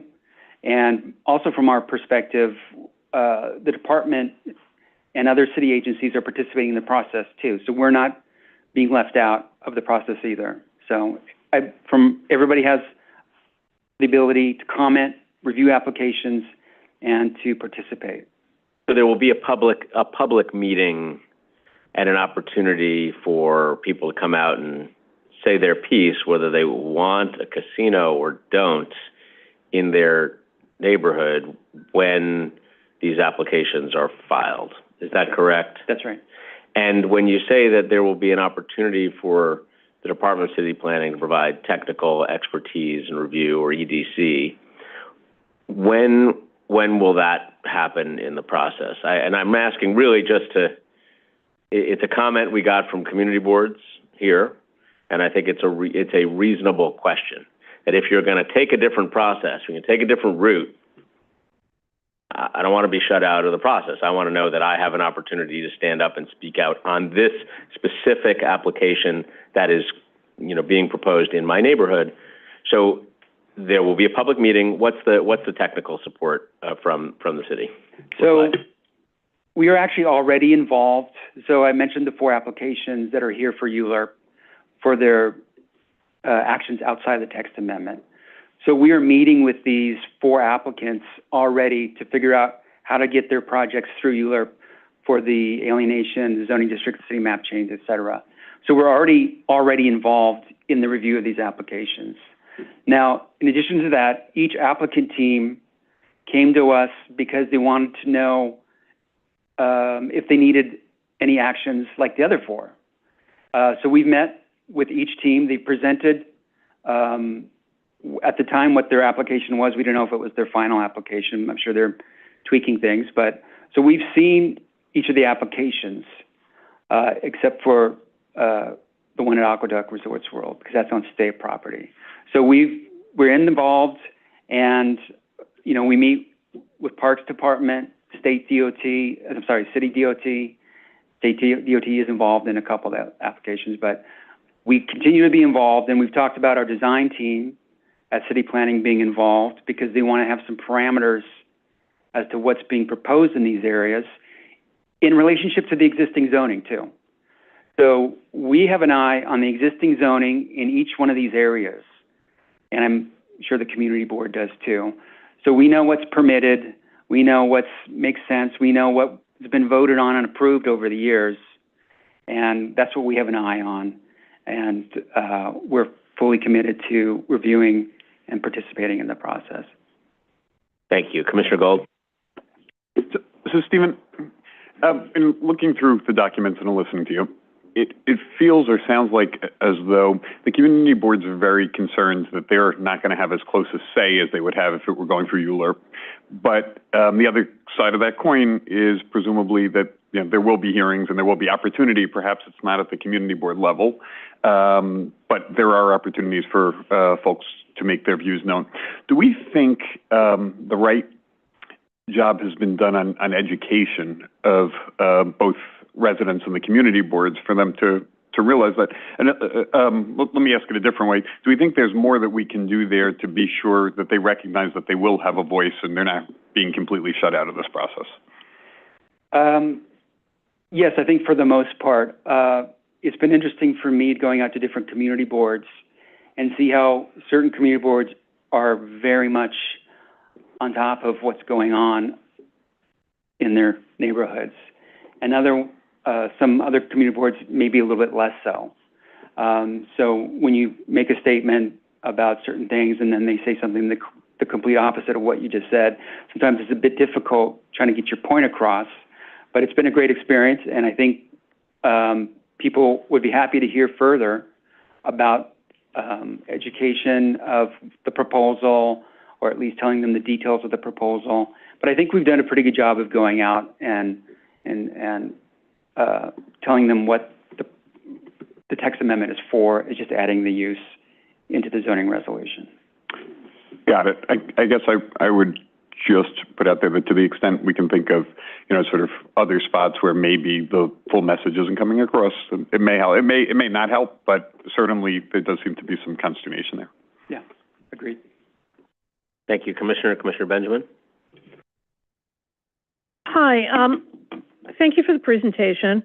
I have some questions, as usual, sorry. Fine. The first one is, you said in the materials talk about public meetings, not public hearings. And there is a difference.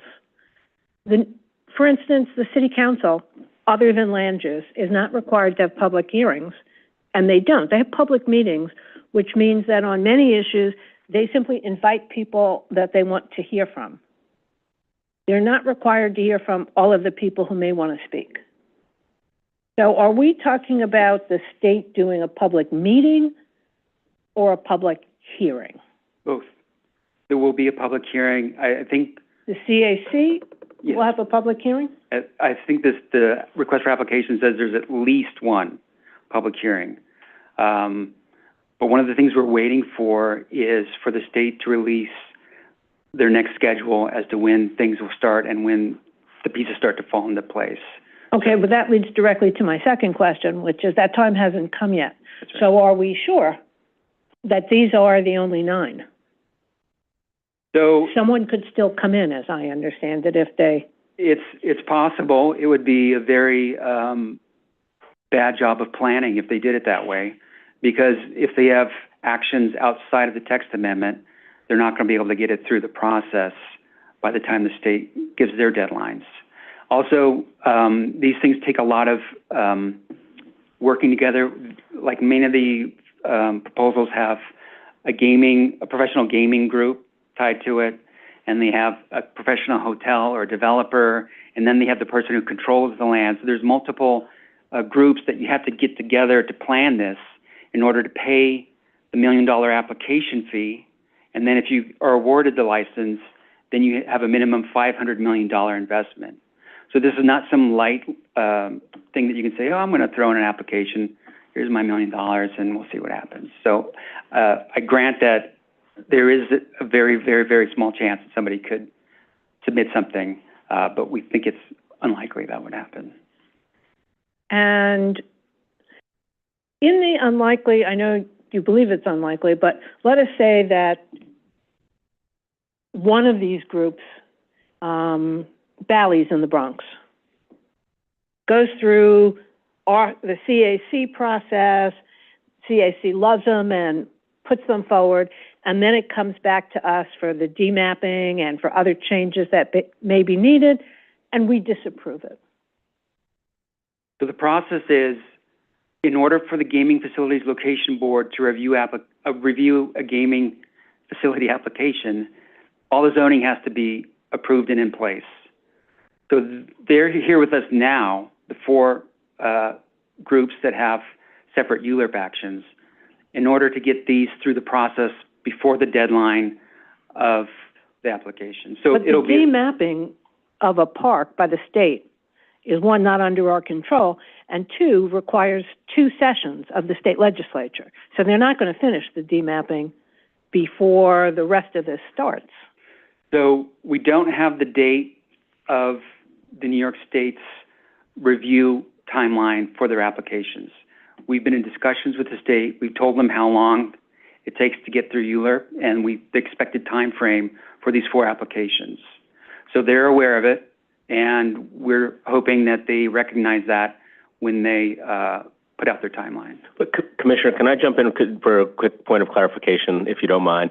So the 2 legislative sessions, that's for park Yes, alienation. Right. Does the park alienation piece need to be resolved before the consideration, or is it just the zoning piece? Because I think that I'm not sure that you all were saying the same thing. I just want to get clarification on Commissioner Benjamin's question. I just want to on the state legislature. The state legislature typically they have 2 alienation legislations.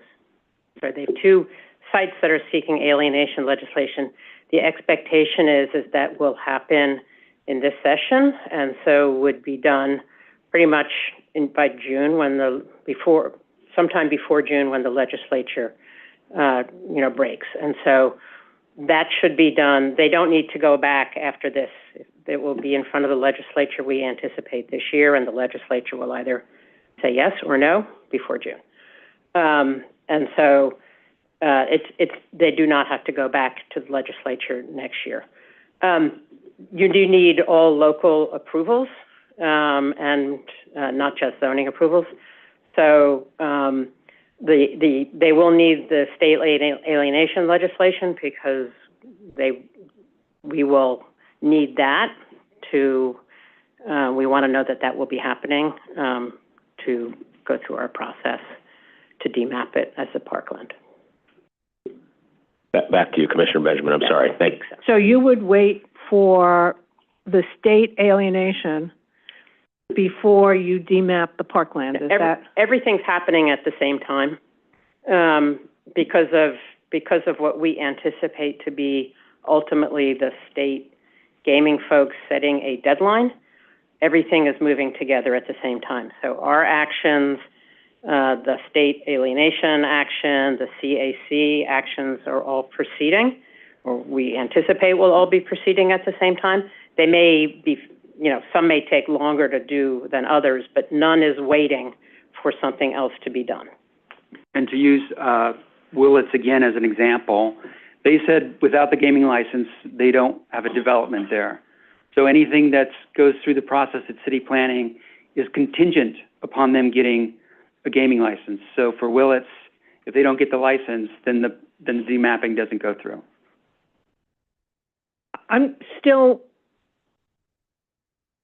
unsure of, I've seen a lot of alienations, including from Willits Point, in their variety of different city, park, and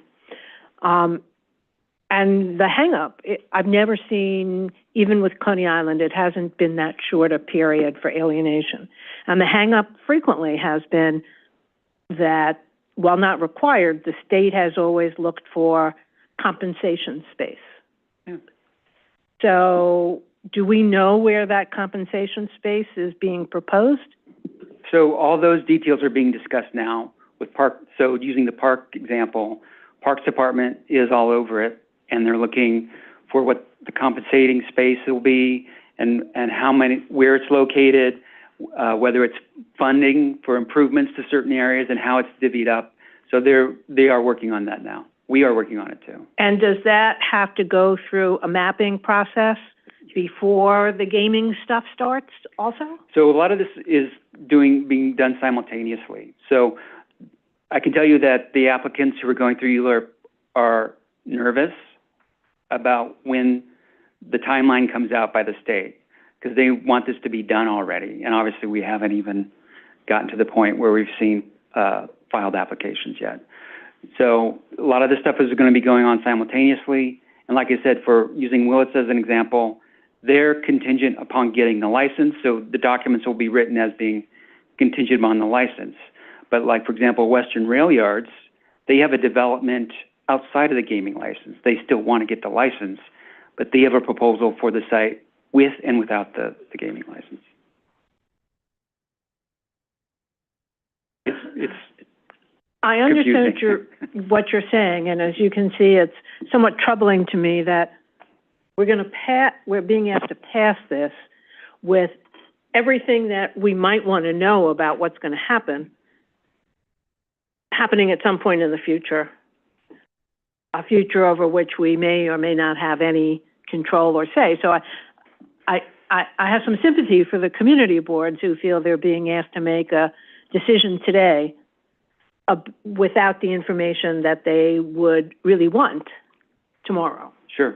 So you all are going to be getting Willits, Follies, Coney Island, and Western Rail Yards this year, because those are the four applications that are going through ULURP outside of the text amendment in order for them to get to the point where the text amendment is meaningful.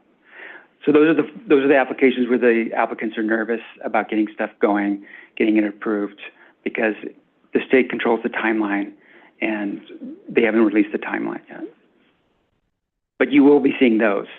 And then the CAC is getting all 9 applications if they're submitted. Okay. Thank you. Thank you, Commissioner. And I will just note that, the alternative for us here, of course, is for us to have processed 9 special permit applications in a scenario in which up to 3, maybe 1, will be selected. Or zero. Or zero. That's right. So, in the best functioning of government, in my view, leaning on the process that the state has put forth and also sending the signal to them, even though it's already written in, that we'd like to see a robust level of community engagement and community board participation, however they set up their hearing or hearings, I think is something that we should advocate for. But let me go to Commissioner Osorio. Thank you, Chair, and thanks again for the presentation, for addressing our questions. So I concur with some of the questions that Commissioner Benjamin has raised, and wanted to ask whether on the specific question about the timeline for when the door closes on the proposals, which we understand, we just don't know. Is it possible for the Commission to submit a formal request? We may know that the answer is going to be that we don't have an answer, but to at least have a response by the time of our hearing. In other words, can we request some clarity in that regard? Is that possible? So let me give a little bit more background. So the state process that we've gotten so far is this response to questions. So last year there was dozens and dozens of questions submitted, and then the state reviewed those, released the response to those questions, and then there's a round 2. So there was a round 2. They had all these follow-up questions, and they're going to respond to those. And they've said publicly, the Gaming Commission said publicly, that sometime, they said late January, early February, they would be likely releasing the second round. And when they release the responses to the second round of questions, that starts a 30-day window to submit an application. So hypothetically, if they release the questions, on next Monday, and the responses, and that would start a 30-day window for everyone to get their applications in to the CACs, or the Gaming Facilities Location Board. Now, we think when that date comes, when they release this information, that's when we'll really start to get a time frame of when things have to be approved by and reviewed by and start the process. Because, frankly, we don't know if they're going to say the CA, they might come out with a statement saying the CACs will be held for the next year, or they might say for the next 6 months, or at the end of summer, or by the end of the year. We don't know exactly the time frame of what they're going to establish for the CACs, other than having public meetings and a public hearing. Like, I guess my question, thank you, that's useful, and I guess my question is, shouldn't we time our hearing according to when we have a little more information? I mean, I know that this is already scheduled, but I'm just raising some concerns because we may have, that could be something where we could at least sort of like wait a little bit to try to understand or hope that we can receive a little more information. Another comment on that is, so can you help us understand a little bit the scenario where another proposal comes in and, you know, what does that mean in terms of the scope, the legal scope of what we are reviewing right now in terms of its impact? Sort of the first question of delaying, you're talking about delaying the hearing for this use? Well, I don't think that that's possible, but I'm just wondering if that is one of the sort of like tools that we have in order to accommodate, I don't know if that's the right word, or at least be able to address some of the questions that the public is raising in this. So I think with text amendments, they're non-ULURP, but they follow the ULURP schedule for the most part. So we're following that now. So there is a minimal amount of flexibility of text amendments being held for, 1 or 2 weeks. But I think in order to really hold it, I think what you're saying, it had to be held for months and months and then we get the date and then we'd hold it. And we don't do that. We can't hold it for that amount of time. Now, your question about another proposal coming in. So another proposal could come in and it would be a surprise to all of us. And I know myself personally, I would not be happy if they submitted a gaming application and didn't tell us about it. And I'd be surprised because no one else knew about it either. But they can do that. And frankly, it could be a great application, but I'd imagine it would not be a great application because they didn't go through a process of vetting things with city agencies. But they could do that. But my question is, can we vote on something where there's been a significant change in the scope, given that there's a new proposal that the amendment would apply for that we didn't know of? So the scope is the C4 through C8, M1, M2, and M3. So we're not voting on any applications. So if they proposed it in one of the approved zoning districts.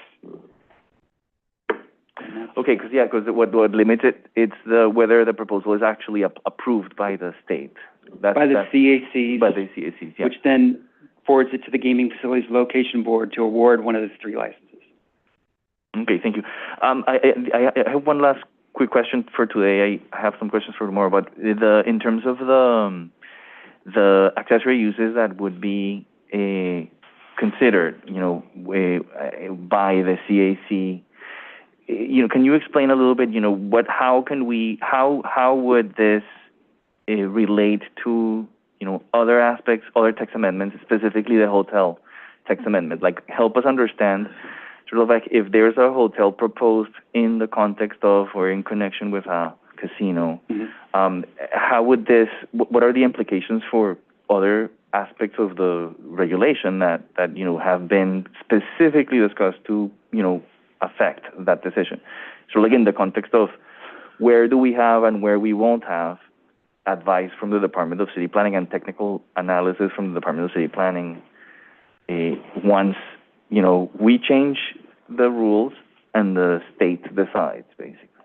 So, for example, the hotels. So this came up in Manhattan because they're, especially Midtown, because they're very concerned about hotels in the Midtown area. It didn't come up in any of the other areas, but they thought this would be getting around the hotel special permit. And from our perspective, it's a related use to the gaming facility and is then being reviewed within the CACs. So I think that's when the underlying regulations are looked at and reviewed and in context to what the proposal is. So that's the baseline. So when there's an application, if a gaming facility puts out an application, let's use Ferry Point Park, hypothetical. This is complete hypothetical. So they submit an application and they propose a 900-foot tower. no one's gonna, no one's gonna like that or approve that, including obviously the city. So, and then we look at we look at the zoning district that would be mapped there, and we'll look at it within context of whatever the mapped zoning district would be. And that's how we're looking at the ones within Midtown Manhattan and every other area. So if a proposal has a 1,000 space parking garage, but the as of right parking allowance is 200, then that's going to be a flag, and people will say, well, they're only permitted in the zoning resolution 200, but they're asking for 1,000, and then that's when they have to decide whether they think that's acceptable or not. So it could be very interesting in the fact that if somebody, for example, is proposing a 150-foot tower in Coney Island, and say the regulations say you can only have a 140-foot tower, the CAC might think, well, 10 feet extra height, and we get in this development, they weigh the pros and cons. You might say, no, we have a strict idea of what that is, and the CAC will say, we don't like the 150-foot tower, knock it down to 140, and then we're good on that issue. Or the CAC would say, 150 feet here, 140, that's fine. But just to clarify, thank you. Just to clarify what you said earlier, what you mean is that we will have, the City of New York will have a say in that conversation because there's a seat there reserved for the mayor, which would be informed by the analysis of the Department of City Planning. The CPC won't. The CPC won't. The Department of City Planning will be participating. Right. The chair will be But the City Planning Commission won't. Not for the applications, right. Unless you live on Coney Island or in Midtown Manhattan, then you could participate as a community member. And actually, you could participate in the public, anyone can participate in the public hearing, in the public process, whether you live in that community or not. Thank you. Right, so for 4 of the 9, it comes through the City Planning Commission. For 9 of the 9, the text amendment would enable the state CAC process, where the city reps are mayor, borough president, and council member. State reps are governor, state senator, and assembly member to decide, modify, accept, reject, or whatever they decide to do over there with public hearing or hearings. Vice Chair Knuckles. Thank you, Stephen. I just wanted to further distinguish the meetings from the public hearing. So, should we assume the CAC will have a series of meetings, but then there'll be a public hearing that will be dispositive of the issue, so to speak? So to be frank, they haven't outlined an exact number of hearings or number of meetings and detailed exactly how that will go through the process. Mm-hmm. They've said they're under the open meetings law. They will have open meetings and they'll have at least one public hearing. That's what we have now at this point. Mm-hmm. But the public hearing, whatever it is, will be the ultimate forum, presumably. That would be a forum where everybody can come speak to it, make a comment, send in their comments, et cetera. Thank you. Thank you, Mr. Vice Chairman. Back to Commissioner Benjamin. I just want to pursue a little more we have 9, well, we don't. We have nothing on that. Yeah. But the state has 9 entities of which they're aware who are making proposals for specific sites. And 2 more, we think, one in Long Island and one in Concourse. Right. Now, if one of those 9 adds an additional site, can they do that?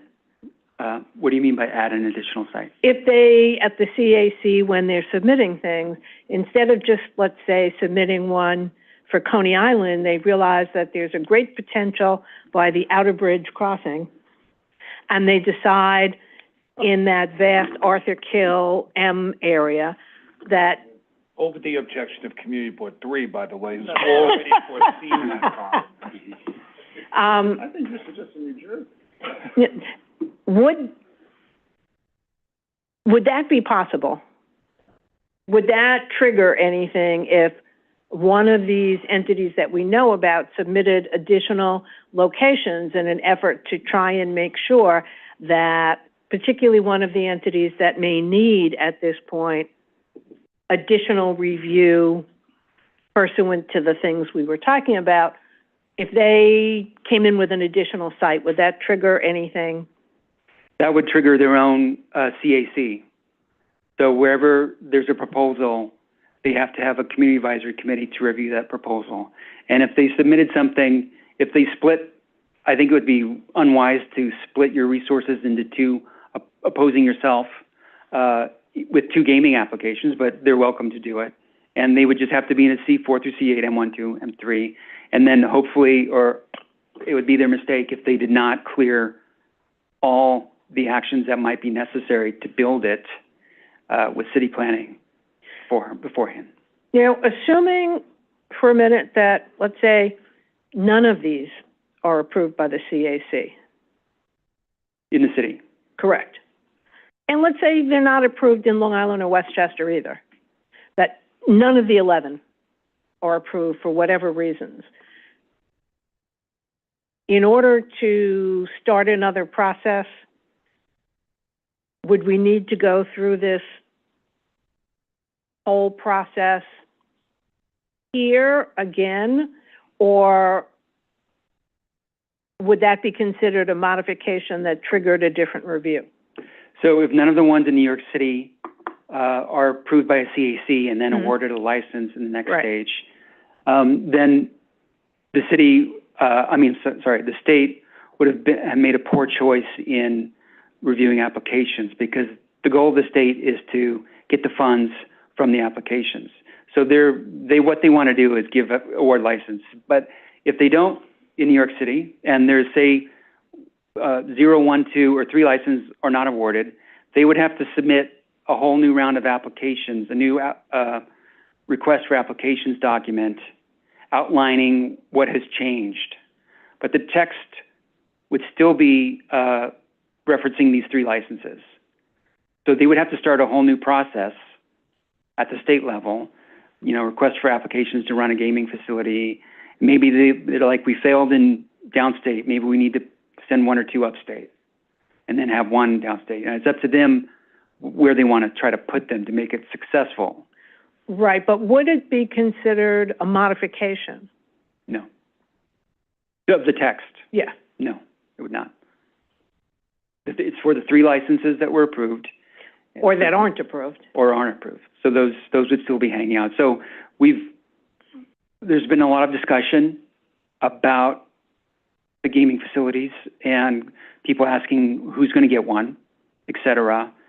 And nothing's been confirmed, but there's been a lot of discussion about how Resorts World and Yonkers, because they're existing, the use is already there, a very similar use. It's not a commercial casino use that the license is for, that people feel like those would be likely contenders for a license. So then people are saying, well, that leaves one other one floating around. So that's kind of the discussion that we've had. But obviously, nobody submitted an application and nothing's been awarded. But that's how people are discussing it. And I think, like I said, from the state's perspective, they want the $1 million to review applications, and they want the $500 million commitment for the license. So they don't want to sit on the licenses. They want to award them.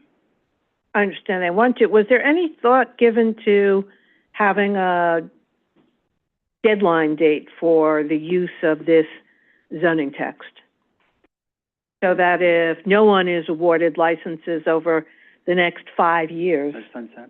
It would sunset? No, we haven't. But we didn't think that was a good idea, because we think the state wants to award these licenses as quickly as possible and get the funding from them. And if, for whatever reason, these potential 11 applications that will likely be submitted, if they can't find 3 out of that, then they would probably likely go back upstate or somewhere else. But they could still come back to New York City and start a whole new, release a new proposal for applications, et cetera, a whole new process. But if they failed already in New York City, I don't know if they want to be coming back. Thank you. Thank you, Commissioner. With that, we will pick this one up on Wednesday. Thanks very much, Stephen. We'll go from casinos right to seeker. Sarah, what's next? The eighth item on our agenda is a citywide non-ULURP for a pre-hearing review for a citywide City Administrative Procedure Act CAPA rule change. Our presenter is Alexandra Moskowitz. Following Alexandra's presentation, we will be joined by Michael Sandler, the Associate Commissioner for Neighborhood Strategies at HPD. Great. Welcome, Alex. Hi, everyone. I'm excited to give you an update today on the Green Fast Track rulemaking proposal ahead of our public hearing on Wednesday. The proposal seeks to modify city rules for when environmental review is required during the application and approval process for actions. It is a result of the Building and Land Use Approval Streamlining Task Force, or BLAST, and an initiative of the Get Stuff Built report, which sought to reduce regulations and inefficiencies, speed up the creation of affordable housing, drive economic growth, and build stronger communities. This proposal would change local regulations around the environmental review process, but would not change any zoning, building permitting, or the public review process.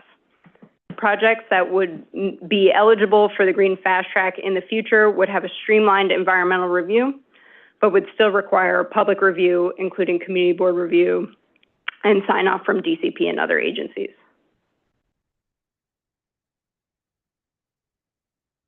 Today, we will discuss where we are in the City Administrative Procedure Act, or CAPA process, quickly review the proposal, and discuss feedback we have had to date. The City Administrative Procedure Act is the process agencies use to create or amend the rules of the City of New York, including adding the Green Fast Track to the Seeker Type 2 eligibility rules. The City Planning Commission approved the start of the CAPA process on December 11th, and we officially began the CAPA process by publishing the legal text of the proposed rule and a supportive statement in the city record on January 5th. At this time, the public comment period opened and will be open until the 17th. We also provided notice of the rule and corresponding studies to all community boards as well as other stakeholders at this time. We hosted a virtual information session for community boards last week on the 29th, and our hearing will be on this Wednesday, the 7th. Today, we are also joined by representatives from HPD and MOEC, and Michael Sandler from HPD will be giving a special presentation. They will also join us on Wednesday's hearing to hear testimony from the public. The hearing will act as the CAPA hearing on nearly identical rules that HPD and MOEC are proposing in unison with DCP. We will evaluate all comments and feedback and propose any necessary revisions to the Commission and propose a final rule for CPC vote likely sometime in March. The proposed rule will allow for more Type 2 actions and create a streamlined environmental review process for small and medium-sized housing projects, including affordable housing projects.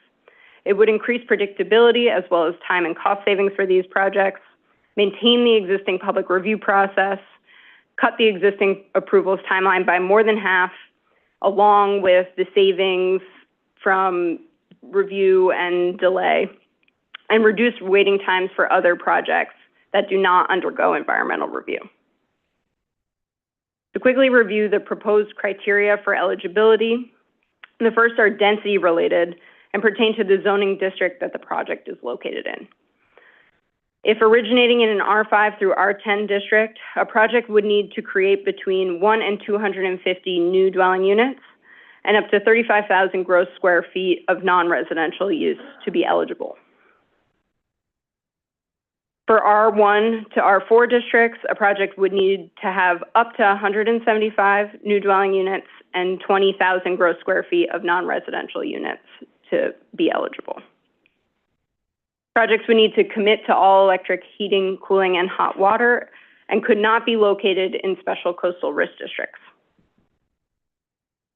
Projects adjacent to arterial highways or affected by sources of air pollution would not be eligible, and buildings would need to meet safe ambient noise conditions. They would need to provide investigation of hazardous materials and commit to remediation if necessary. And if projects could satisfy these requirements, they could do so either by establishing that there are no air quality, noise, or soil issues, or by agreeing to an E designation as they do today. Architectural and archaeological documentation would be required, and construction protection for nearby resources if necessary.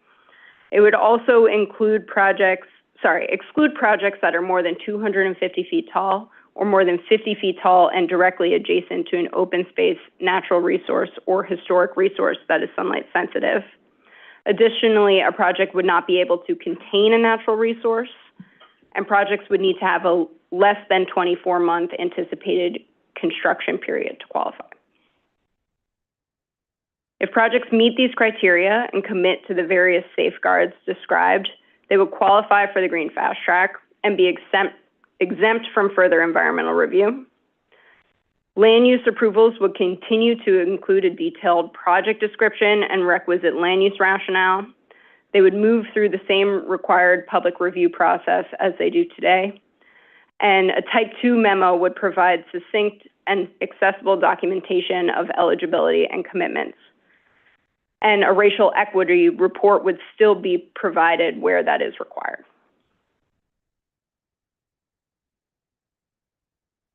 We wanted to let the Commission know what we have been hearing during the comment period through our formal channels for comment submission, as well as during our committee board information session last week, which gave members and representatives from community boards an opportunity to ask questions. We have heard that this proposal should be used to incentivize only mission-driven, majority affordable housing. We have discussed this with the Commission before and want to reiterate that a housing affordability program for projects of this size do not have the bearing on projects' impacts. And excluding market rate or MIH, projects that are only 25 to 30% affordable is not supported by the research. However, the vast majority of projects that are eligible for this pathway would include some affordability component because of agency practices. Further, we want to expedite the public review process for all housing projects that would not have impacts, because all housing supply available more quickly will help to ease the burden of the housing crisis on New Yorkers. We also heard that this proposal should not make it easier to have rezonings in industrial business zones.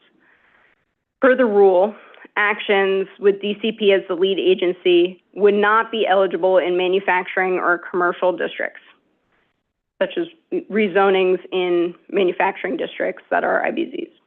However, it is possible that HPD could apply for a rezoning with DCP in one of these districts, because that would provide a regulatory agreement that would ensure that housing is built as part of the proposal. But this would still be a discretionary action and would be held to the same high standard of land use rationale. We have heard from affordable housing developers that they do think this project would benefit housing production by creating a more focused environmental review. We have heard, though, that continued coordination is needed with state agencies for projects that use state financing mechanisms. We want to assure the Commission that we are continuing to coordinate with state agencies, but believe it is important to move forward where we are able to make the city rules more rational and streamlined. We heard concern that this proposal would spur the development of oversized projects. To this, we would say that the proposal will not change zoning or the land use and public review process, which would still guide development and provide the public with opportunities to evaluate if a development is appropriate, as they do today. We heard concerns that DCP has not been transparent with how research was conducted for this proposal. To this, we would point to the documentation that has been available on ZAP, including the EAS for the proposal, which documents research methodology, and the quick links that we have made available on our website. There were also comments that this proposed rulemaking would reduce transparency by eliminating EASs, and therefore eliminating opportunities to challenge the impacts of development. To this, we would say that projects that meet the criteria proposed do not result in impacts, Therefore, the EAS in these cases do not disclose impacts and provide descriptions and context, which are also available in the land use application. In place of an EAS, these projects would produce a Type 2 memo outlining why the project is eligible with supporting documentation and disclosing the components being incorporated into the project alongside land use application documents. We also heard concerns about segmentation, that the proposal would encourage property owners to break up developments into smaller buildings to avoid environmental review. State law prohibits the segmentation or separation of known larger proposal into smaller projects to prevent environmental review, and this would not change that. DCP would still decide the scope of the review and whether a project would qualify. We have also received questions about the authority and the precedent for this rulemaking. This rule change is authorized by state SECRA regulations, and many agencies and municipalities in the state in the past have adopted Type 2 rules, including the Commission in 2014 through the CAPA process. The Green Fast Track aims to maintain high environmental standards in new development that are seeking approval or funding from the CPC, HPD, BSA, or EDC, while simplifying the process of building small and medium-sized housing projects in New York City. The Green Fast Track would expand the supply of available housing while maintaining environmental integrity and today's robust public review process for communities. Thank you. Great. Thank you very much, Alex. Should we do questions after the special presentation, or see if there's anything now? Okay. All right. Let's do the special, and it's been built up, the special presentation, almost as much as the Super Bowl. So let's hear this special presentation from Michael Sandler at HPD. Yeah, I'm not quite sure what makes it so special. Well, we're going to find out in a minute. A presentation. Welcome. We're happy to have you here. Am I going the wrong way here? Yeah, I think we're waiting for the We'll pull up the next presentation. Okay, It just great. takes a second. While that happens, I'll say my name is Michael Sandler. I'm Associate Commissioner for the Office of Neighborhood Strategies at HPD. I can just speak generally while the presentation is loading. The Green Fast Track will allow HPD to move affordable housing projects faster and more affordably. HPD has an underlying obligation for environmental review for all of our development and preservation projects. On the new construction side, this means that we have an environmental review obligation when we add funding, and that obligation would not exist for that exact same building if it were not receiving HPD funding, if it were built according to the current zoning. A vast majority of HPD's projects have no identified environmental impacts, and today result in either a Type 2 determination or a negative declaration at the end of an environmental assessment. We spend a lot of time and effort determining that there are no environmental impacts on our projects. We, on average, do 31 negative declarations each year, where we do an environmental assessment and find no impacts. So the proposed rules, here we go. By saving both time and money, will allow us to use our precious subsidy resources on other projects to achieve our ambitious affordable housing goals. Less money on consultants and more money on achieving deeper affordability. I'm going to go through some examples of projects that would today have an environment that did have an environmental assessment, but would not, but would qualify for Type 2. I will note that these examples, one of the key criteria for the Green Fast Track is all electric construction. HPD recently changed our design guidelines to require all electric on all of our projects, but the projects that I'm going to show you were not all electric. So just imagine that there's all electric for these projects, but otherwise would be eligible for the Green Fast Track. So the first is 171 Throop Avenue. This is a project with 93 affordable and supportive apartments and on-site social services on the campus of Woodhull Hospital on land that was owned by New York City Health and Hospitals. 56 of the units were reserved for patients experiencing homelessness. The actions here was funding from HPD as well as project-based Section 8 vouchers. There were no land use actions associated with this project. And it took 300 days from the issuance of, from the EIS submission to the issuance of a negative declaration. So that's time that would have been saved much quicker to do a Type 2 memo instead of an EIS on a project like this. The next project is 37 Hillside Avenue. This is a mixed-use building, 163 senior apartments This is an example of HPD's faith-based development initiative. It was on land owned by the Rocky Mountain Baptist Church and created a 7,000 square foot new worship space for that community. The actions here, again, was construction funding and project-based Section 8 vouchers, no land use actions, 487 days from issuance of an EIS to determination that there were no environmental impacts. So this is time that would have been saved due to the Green Fast Track. And finally, a project that y'all would have seen, 2395 Frederick Douglass Boulevard. This is 75 units of affordable housing in Upper Manhattan, 80,000 square foot of retail. Had a number of actions to facilitate this very small project. So zoning map amendment, zoning text amendment, urban development action area designation and approval, disposition of two city-owned properties, and construction funding, as well as a fresh certification. So it's got a lot of actions from the CPC perspective, but very small project. Ultimately, we determined that there were no environmental impacts after a 289-day process. And I think I may have one more. Yes, Belmont Cove in the Bronx. This is a counter example. This project meets a lot of the criteria of the Green Fast Track. It's 157 units of housing, had a number of actions here, including zoning map amendment and text amendment and disposition of city-owned land. But this project is adjacent to the Cross Bronx Expressway, and in the environmental review, we did identify a number of air quality related issues that resulted in concrete changes to the process as a result. And so this is an example. This would not qualify for the Green Fast Track. We would still be doing an environmental assessment for a project like this, and would be able to find those impacts and make changes to the project to mitigate them for the future residents of the affordable housing.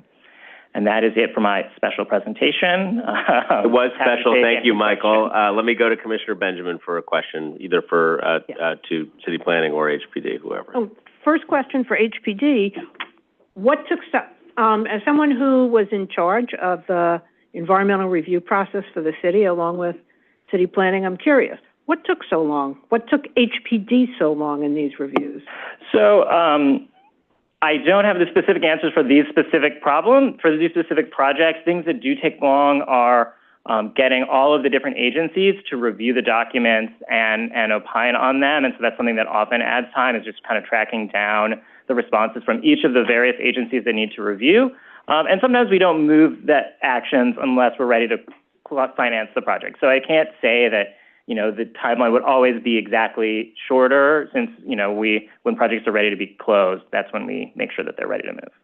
Okay, and that's an important point, because in your discussion, you made it seem as if we would save 487 days on the second project. I don't remember which one that was. The first one was Throop. Yeah, Hillside Avenue, 37 Hillside. But that's not necessarily the case, because HPD is still, in many cases, going to have to do their own review to determine if these projects meet the requirements, and then if the department is going to issue a CND, you're going to have someone who's going to review the hazardous waste situation or the noise situation or the traffic situation or whatever it is. So you are, in fact, the department is going to be doing a review. That's correct. So we're not going to save all of the 487 days. And if DOT is not responding to you now on traffic issues, this isn't going to make them respond any faster. Is that? So the time that's spent on the environmental assessment currently it's true that it is coterminous with the time that's spent in other pre-development activities advancing an affordable housing project. That said, the time that's not spent focusing on an environmental assessment can be better used to pursue those other activities. That's consultants that do not need to be hired. If HPD is making a type 2 determination, that is significantly reducing the budget. If you're making that and there's hazardous materials, you do need the consultant. That's right. Unless HPD has expertise in hazardous waste and sewage and all the other areas that could be affected. So while there may be some savings, in many cases, there may not be time savings. And the question for both of you is, how much information, let's say where there's a CND issued, or where there's a type 2 that has project avoidance involved, project impact avoidance. So you're changing the design of the building, or you're changing something else that will avoid the impact that may have been identified were it to be constructed in the way as originally proposed. How much of that information will go to the community board, the borough president, et cetera? So just to clarify, not every agency will be engaging with this type 2 process, right? We outlined the criteria. There are certain places where agencies need to engage. You mentioned hazardous materials. That's one of them, right? We would need agreement on an e-designation for remediation based on the conditions on the site. However, DOT will not be reviewing these type 2 projects because they meet the density-related criteria, and therefore we know that they will not have a transportation concern. What so that is next to a hot spot, though, where DEP has already identified there's an air quality problem created by cars. So for industrial sources of air pollution, we're excluding projects within a certain distance of industrial sources of air pollution if they can't show that they wouldn't be affected by that industrial source. And then there's the arterial highway portion that was pointed out, right? But so air quality issues are taken care of through the eligibility criteria. But you can have a hot spot. For instance, the intersection of Tillery and J has always been a hot spot, but it's not on an arterial. So how would that... A hot spot for mobile source air emissions? Yes. Yeah, so the projects of this size wouldn't contribute enough of an increment to those locations, right? If they meet the unit counts, if they meet the non-residential floor area maximums to create an air quality issue. And DEP has been involved in this process, right? DOT has been involved in this process of establishing where we are comfortable that there will not, the eligibility criteria are designed so that to exclude projects where we know that there will be environmental issues. And so all of that information that you have would go with the CND to the community boards? Right. So this type 2 memo will outline how projects meet criteria. They would give that disclosure in a sense for, okay, this is what we're doing to avoid air quality issues. We're agreeing to this. We're agreeing to that, et cetera. It would include the back and forth between other agencies that list the determinations for archaeological and architectural, as well as the e-designation documentation and back and forth with DEP. So it would still contain that level of information that, for those focus areas, right, that we would typically find in an EAS, but concentrating. Okay, because I think that's what the community boards are concerned about, that you will have the information about what the potential impacts were, but they won't. Or that in the future, if that project doesn't get built and another project is getting built, that documentation will not accompany the new project. How will that? Yeah, I think the idea is that their type 2 memos will be the standard of what needs to be provided during the public review process. Yes. Stephanie Shalou, Environmental.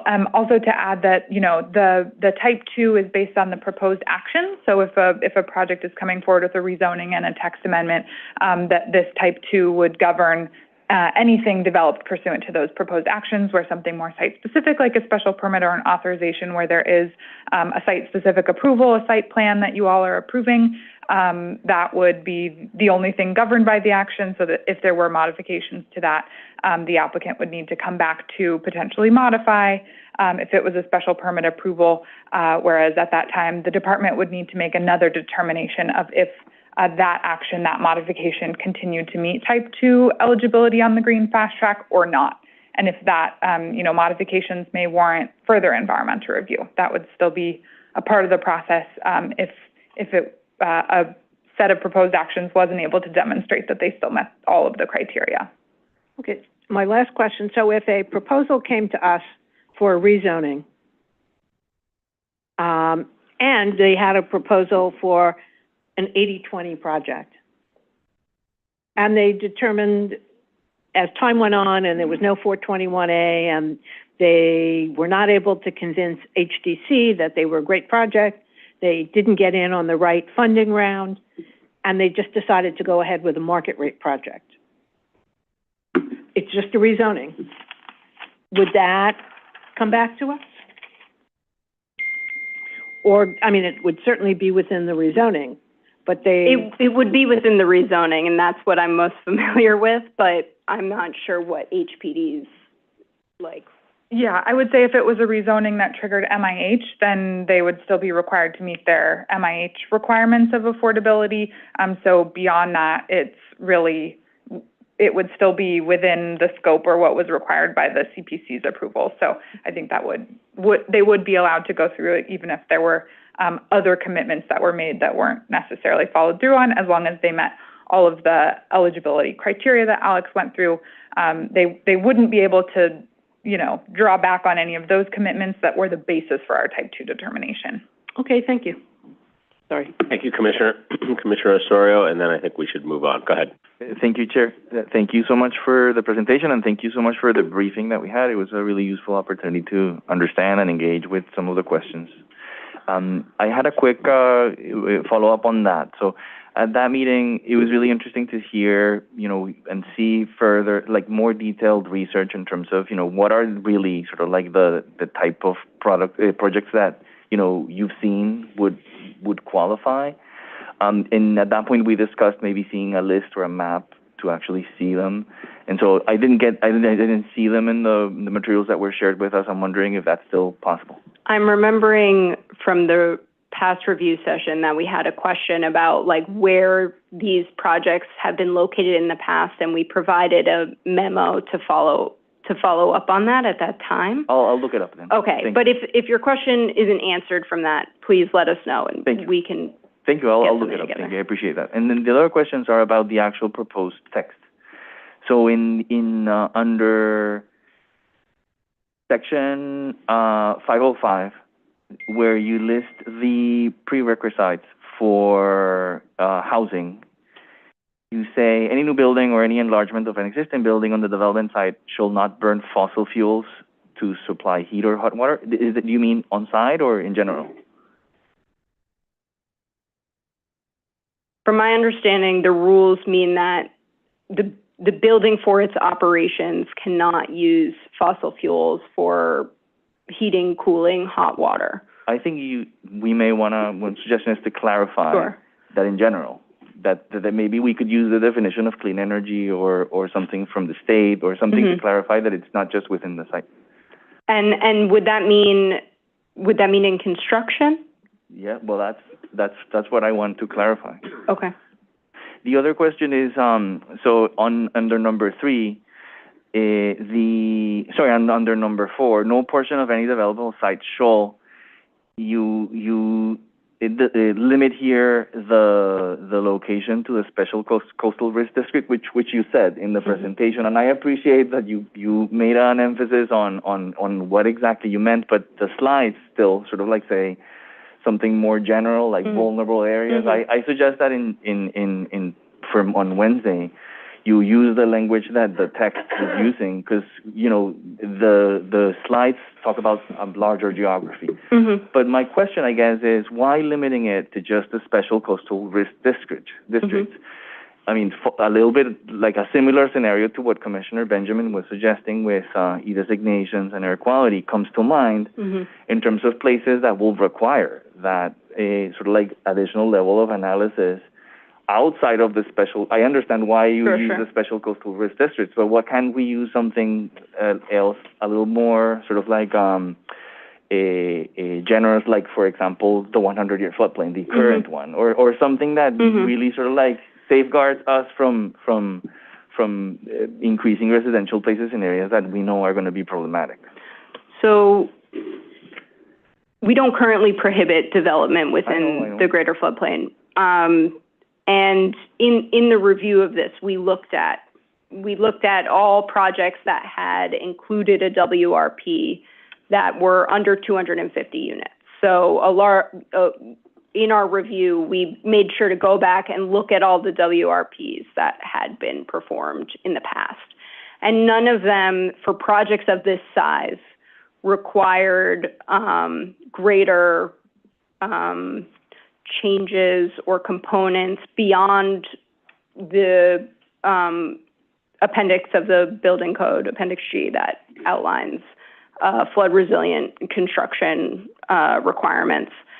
And it was found that, you know, the existing regulations in general, in addition to the building code and what the state has in place, et cetera, you know, allow for a level of protection for projects of this size. We wouldn't necessarily, for projects of this size, it would be highly irregular to require them to put in a flood wall, a neighborhood serving flood wall or something of that nature. So just to conclude, the impact, there has never been an impact associated with a project in the greater floodplain that would not be caught like through this process. For projects of this size, we have not seen a WRP review that has resulted in components being incorporated into a project to prohibit an impact. What about after Superstorm Sandy? Do we know how many of those buildings were impacted? Because, you know, the WRP is also an interpretation of the data. What I'm trying to say is, I mean, you don't need to respond. I appreciate the response in terms of how you've been thinking about it, but I just feel that it's too limiting to just focus on the special coastal district. I mean, we're just talking about 5 tiny little things. Mm-hmm. So if there's an opportunity to think about it a little more broadly, I think it will be useful. The other thing is, on that, and I will finish with that, right below you say, or contain a natural resource, period. Mm-hmm. As defined where? There is a definition further up for what a natural resource is. Where is it? There are it's at the top of the new text, I believe. It includes natural resources that are protected by New York State Department of Environmental Conservation, where, you know, a permit or some other mechanism would be needed in order to construct on a site with a wetland, let's say, or a beach. A coastal erosion hazard area that is vulnerable, things like that. Thank you. That is useful. I mean, in other places where it would be illegal to do it, basically. But I'm wondering if we could also hear if this is an opportunity then to tie it with the comprehensive waterfront plan or the WRP for that matter, your earlier point, and sort of like further sort of like emphasize additional provisions or other places where we actually want to discourage or that where we could connect it with our own consistency review. That we should you're suggesting we should incentivize other natural resources that aren't necessarily protected by DEC or other New York City regulations be included in the rule. Like recognized ecological resources or some of the other WRP designations that are not sort of like necessarily designated by the state. Something to think about. Thank you. Thank you. Thank you, Commissioner. Okay, thank you, Alex. We will pick this one up on Wednesday. We appreciate it. We'll have a very brief presentation on both gaming and on Green Fast Track on Wednesday, and we'll leave the time primarily for public testimony on Wednesday, just for the Commission's information. Okay, Sarah, what's next? The 9th item on our agenda is a non-ULURP post referral of an authorization in Brooklyn Community District 9, which we discussed at the last review session on January 22nd. There was a memo also in your materials. Our presenter today is Kyra Cueva. Hi, good afternoon, everybody. Good afternoon. Hard to go after those 2 presentations, but really grateful that you guys are giving me space today.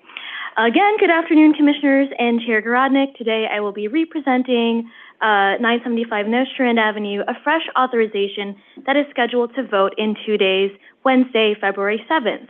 This project, as a reminder, is located in Community District 9, and the authorization will facilitate a 9-story mixed-use building with a total of almost 250,000 square feet of floor area and almost 220,000 square feet of residential floor area, resulting in 328 dwelling units, 12 of which are reallocated from the fresh store, and a total of 62 of which are permitted.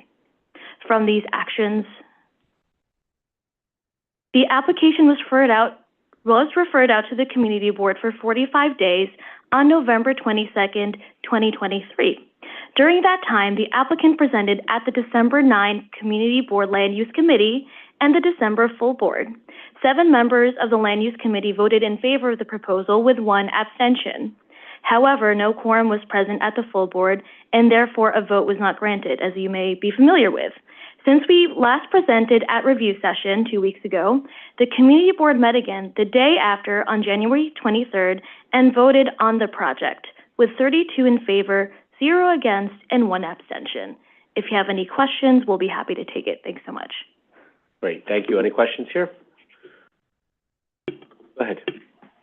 Just note, thank you for thank the applicant for the letter clarifying. It was very informative, and I never had a problem with the height over here. As a matter of fact, that site would have been great to be an R8A.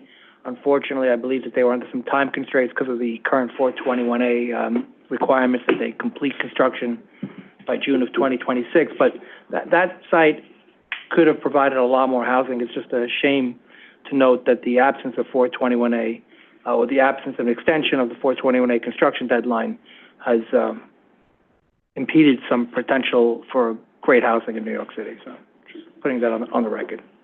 Thanks so much. Thank you, Commissioner. Okay, we will schedule this one for a vote. Thank you very much. Great, thank you. Great. Sarah? Okay, for future votes, for Wednesday, February 7th, staff have prepared reports for Drake Park and Enslaved People's Burial Ground, Bark and Levin and Company Pavilion, and the Modulator Building. All are reports regarding landmark designations. Also, staff have prepared reports for 300 Gold Street NYPD office space, and Rita Mahesh is here to present a department recommendation. Good afternoon, Commissioners.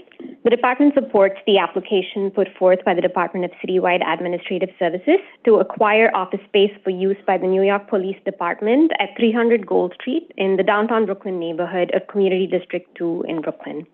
The office space location is ideal for deploying NYPD personnel efficiently for enforcement and investigative activities citywide. The NYPD intends to use the site for an approximate 5-year interim basis and intends to locate a more suitable and modernized space to effectively meet NYPD's needs in the future. The department recommends approval of this application. Thank you. Great, thank you very much. Okay, also for consideration on Wednesday is 2832 Linden Boulevard authorization, which was discussed at the January 22nd review session. There was also a memo in your materials with a response from the applicants, follow-up from the Brooklyn office, and the recommendation from the community board. For Wednesday, we'll also consider 975 Nostrand Avenue fresh authorization, which we just saw and discussed. Staff have prepared reports for 2402 49th Avenue DEP site selection. Bree Mejia is here to present a department recommendation on Zoom.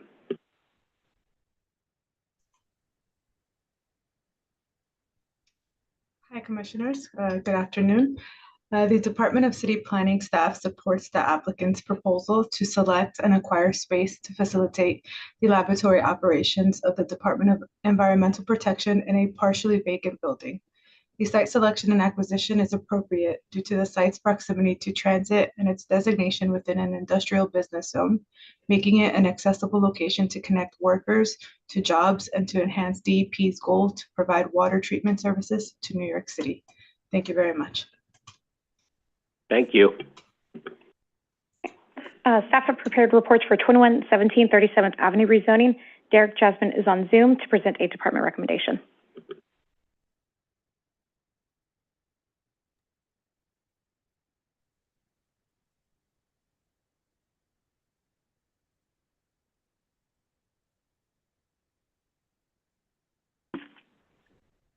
Hello again and good afternoon. The Department of City Planning staff supports the applicant's proposal to amend the zoning map to facilitate the development of a new 7-story building containing light industrial and commercial uses. The project area's close proximity to public transit makes it a suitable location to accommodate much-needed job growth that serves the needs of current and future residents in the surrounding neighborhoods. The establishment of the M15 district would reinforce the existing industrial character of the area and is in line with the city's goals to increase job-generating uses. Thank you. Thank you very much. Staff have prepared reports for Jennings Hall expansion. David Weisglass is here to present a department recommendation as well.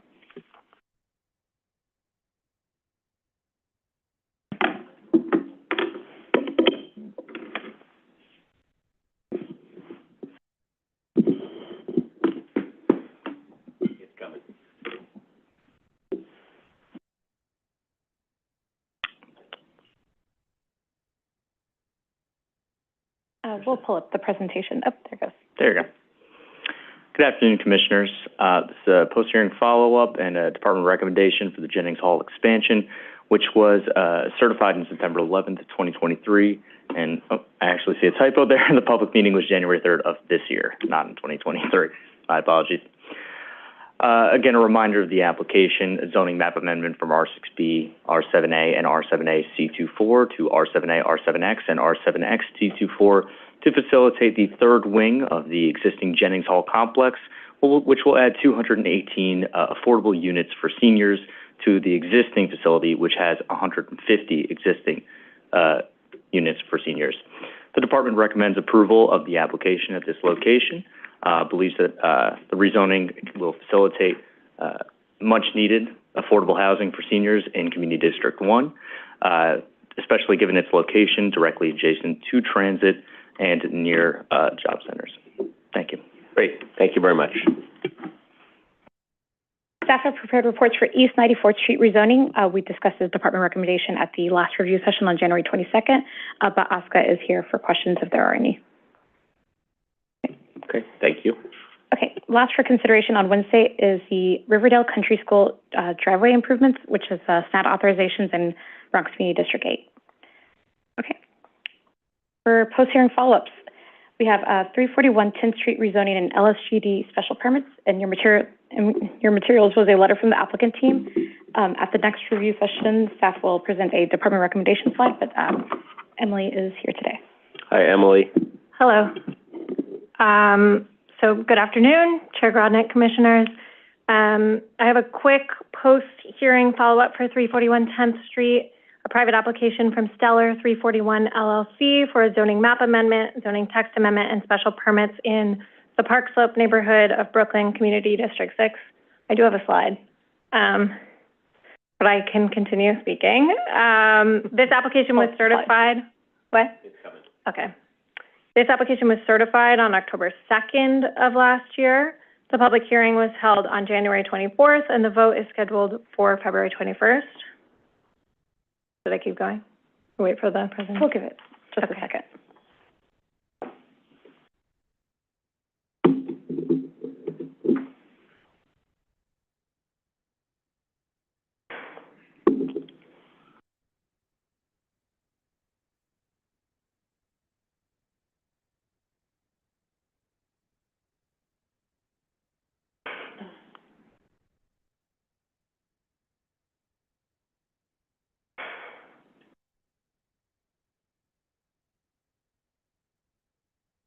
Okay, I'm just going to keep speaking. It's fine. It was just one slide reminding you of the proposal.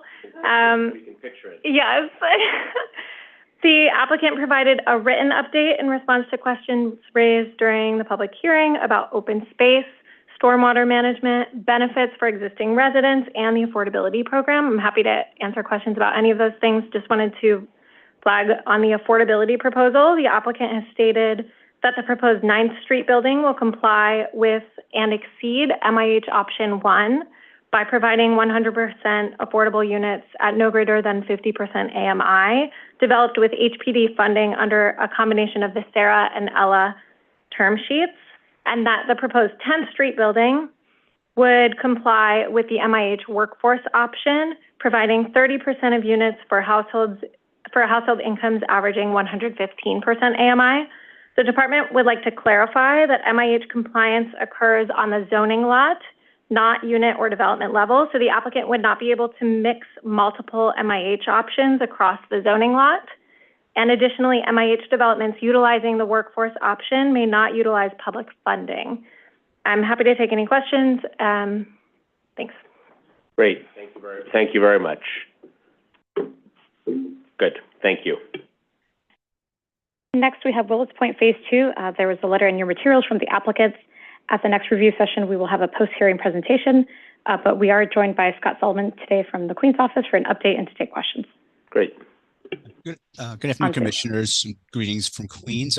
So as noted, there's 2 memos that were provided by the co-applicants in your package. They address several of the questions that you required follow-up. To brief summary of the materials that were given to you. One was regarding the mapping of MIH.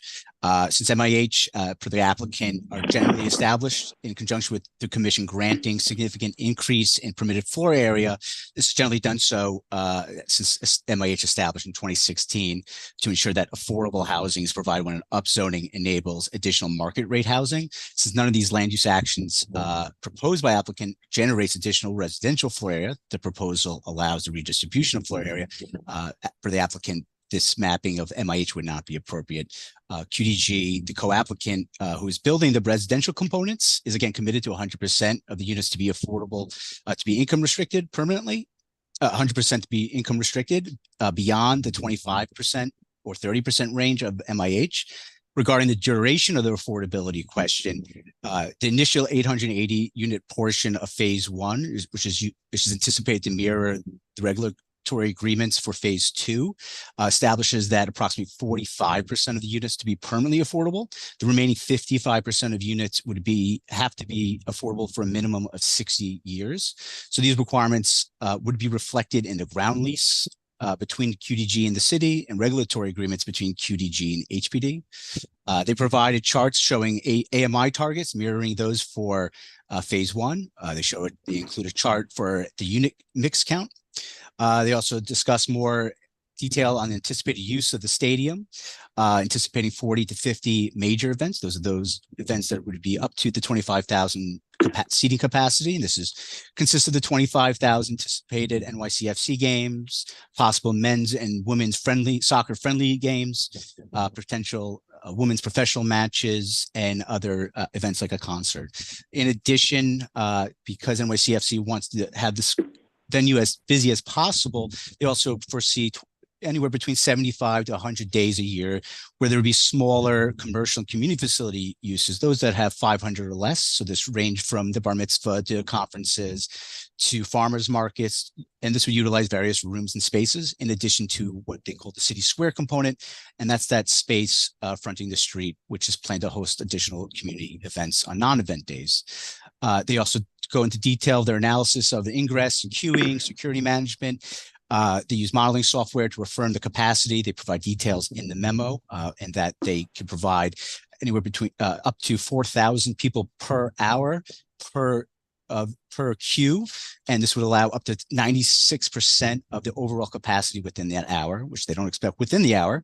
They provide those details, and then a detailed summary of those additional resiliency and sustainability measures of both the stadium and residential components. And then the EDC provided expanded details on displacement questions that were raised. So those are included in your application briefing materials, and can address additional follow-ups at the following review session. Great. Thank you, Scott. Thank you. Appreciate it. Okay, last for post-hearing follow-ups, we have City of Yes for Economic Opportunity. Matthew Waskowitz is here to present. Hello, Matt. Welcome back. Good afternoon. Good afternoon, Commissioners. Thank you for having me back here this afternoon. Okay. So this is the first of, we think, 2 sessions planning to devote to topics, individual topics that were raised during the public hearing on January 24th.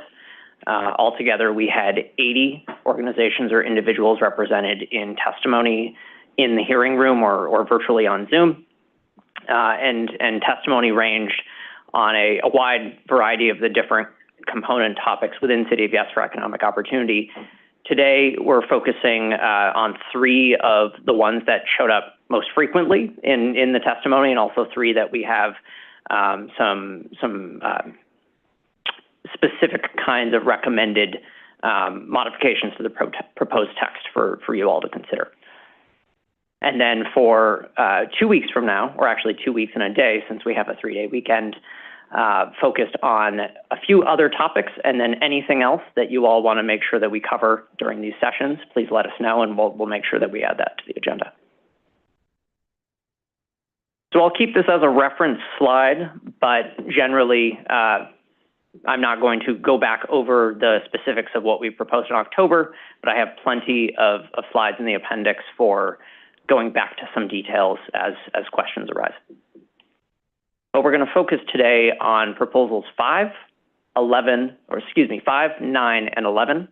So those being the proposal to enable commercial activity on upper floors, proposal to support nightlife with common sense rules for dancing and live entertainment, and a proposal to enable entrepreneurship with modern rules for home-based businesses, or as the zoning says, home occupations.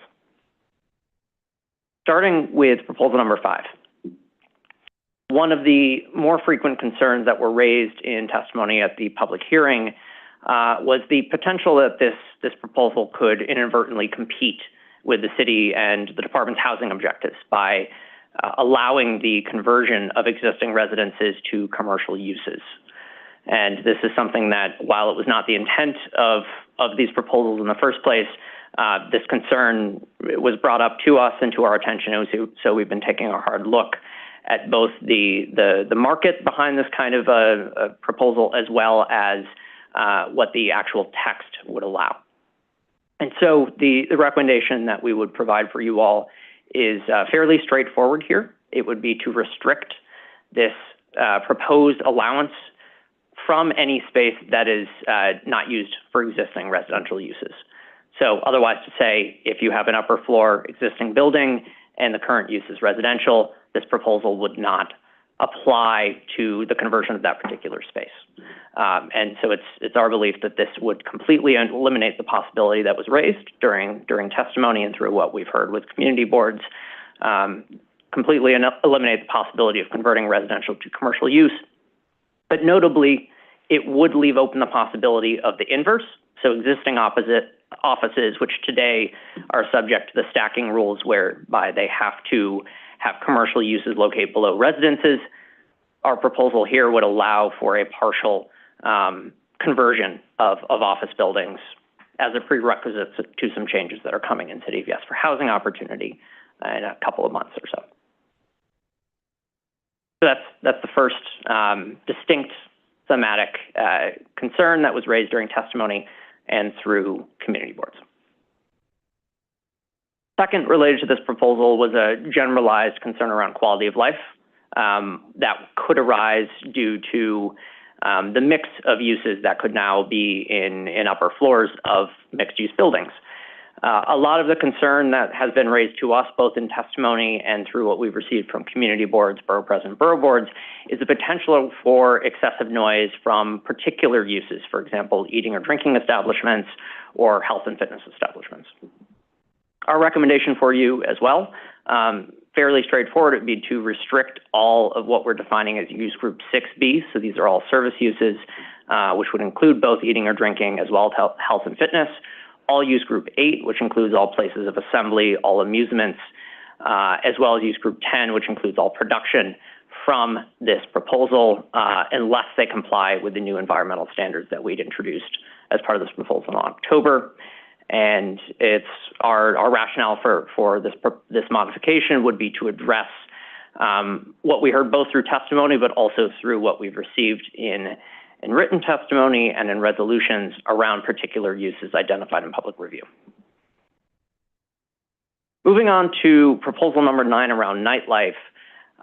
We had lots of testimony here, both for this proposal and expressing concern around this proposal as well. One piece of testimony that we heard that we want to make sure that we're addressing is something that was raised around the potential for what would be considered incidental dancing or non-routine dancing turning into something that's more routine in establishments that have a capacity limitation above 200 people. And that business not otherwise having a cover charge or showtime, you effectively, it's one particular read of the proposed regulation that you could see regular dancing occur in a business that exceeds the 200-person threshold. And so to address this concern and possibility, we're recommending the insertion of language clarifying the presence of a, quote, dance floor would be also considered when interpreting whether a bar or restaurant contains entertainment and is therefore subject to the 200-person occupancy threshold. Two things we think that this modification would do. The first is to ensure that there's a sort of third leg to the stool around what would be considered to be a bar or restaurant that has that scheduled entertainment on a regular basis. So you have the presence of a cover chart or the specified show times, and now in addition would have the presence of a dance floor that could be an identifier for the city when dancing is not considered incidental. So a couple people getting up and moving because the music so moves them, as opposed to a business where this regularly is part of their business plan and operation, so much so that there's a dance floor as a physical identifier of that space. So it's another indicator of both for the business of when they're going from one use to another use, but it's also a way to give the city a determination that's very tangible on whether a business could be in violation of the zoning for that reason. Round out here with a few topics related to home occupations. So the first is a concern expressed around the potential activity in a home occupation that is not occurring within the dwelling unit itself. The zoning resolution in section 1210 for the definition of a home occupation clearly says that the home occupation is to, quote, be carried on within a dwelling unit, end quote. And so we believe that there's a way to clarify that through a recommendation that home occupations cannot utilize common areas. So these could include hallways, lobbies, stairwells for the purposes of waiting, queuing, or other purposes. The idea being the zoning says that the activity is to carry on within a dwelling unit, so we can provide additional language that would clarify that that is in fact the case. And this gives DOB and building management more clearly defined guidance on when home occupation activity may in fact be in violation of the zoning. Similarly, we heard some concerns around the objectionable effects language within the zoning section 1210, and specifically what it might not explicitly mention. So we do think that there is the ability within the scope here to introduce and clarify language borrowed from the general purpose of commercial districts. It's found in ZR section 31. And it also says that the potential for fire, explosion, toxic or noxious matter, radiation, and other hazards, which are excluded and meant to be excluded from commercial districts in which home occupations can be located, are also in fact meant to be restricted from home occupations. ZR section 1210 does not explicitly mention these things, but we believe and would recommend that we can add to the language around objectionable effects that these potential hazards are in fact not allowed. So similarly to the last slide, this gives both DOB as well as building management more clearly defined guidance for when a home occupation activity is or is not potentially in violation of the zoning. And this directly is in relation to some of the concerns heard both during testimony as well as what we've heard through community board and other outreach. Lastly, related to home occupations, we've heard in a few specific community board resolutions as well as in testimony that the lack of a clear size limit on a home occupation, it could lead to two unintended consequences, which both could result in additional competition between housing and commercial activity. So either the potential for combination of residential units for the purpose of a home occupation or use of additional bedrooms for business activity. And so in both instances, we want to make sure that we are addressing that head on and reinstating a square footage cap into ZR section 1210. That would read that in no event, no more than 1,000 square feet of floor area is permitted for a home occupation purpose. So a summary here of the recommended modifications to the proposals that I outlined. And with that, I will pause here for any questions. Thank you all. Thank you very much. Commissioner Cerullo, Commissioner Benjamin, Commissioner Rampersad, Commissioner Osorio. So, first of all, thank you, Mike, as always. I'm going to just go in reverse. The home occupancy piece, I think I understand what the recommendations are. On the nightlife dance floor reference, real quick, how are we defining dance floor? I know that sounds like a very silly question, but it isn't. Vagueness creates problems.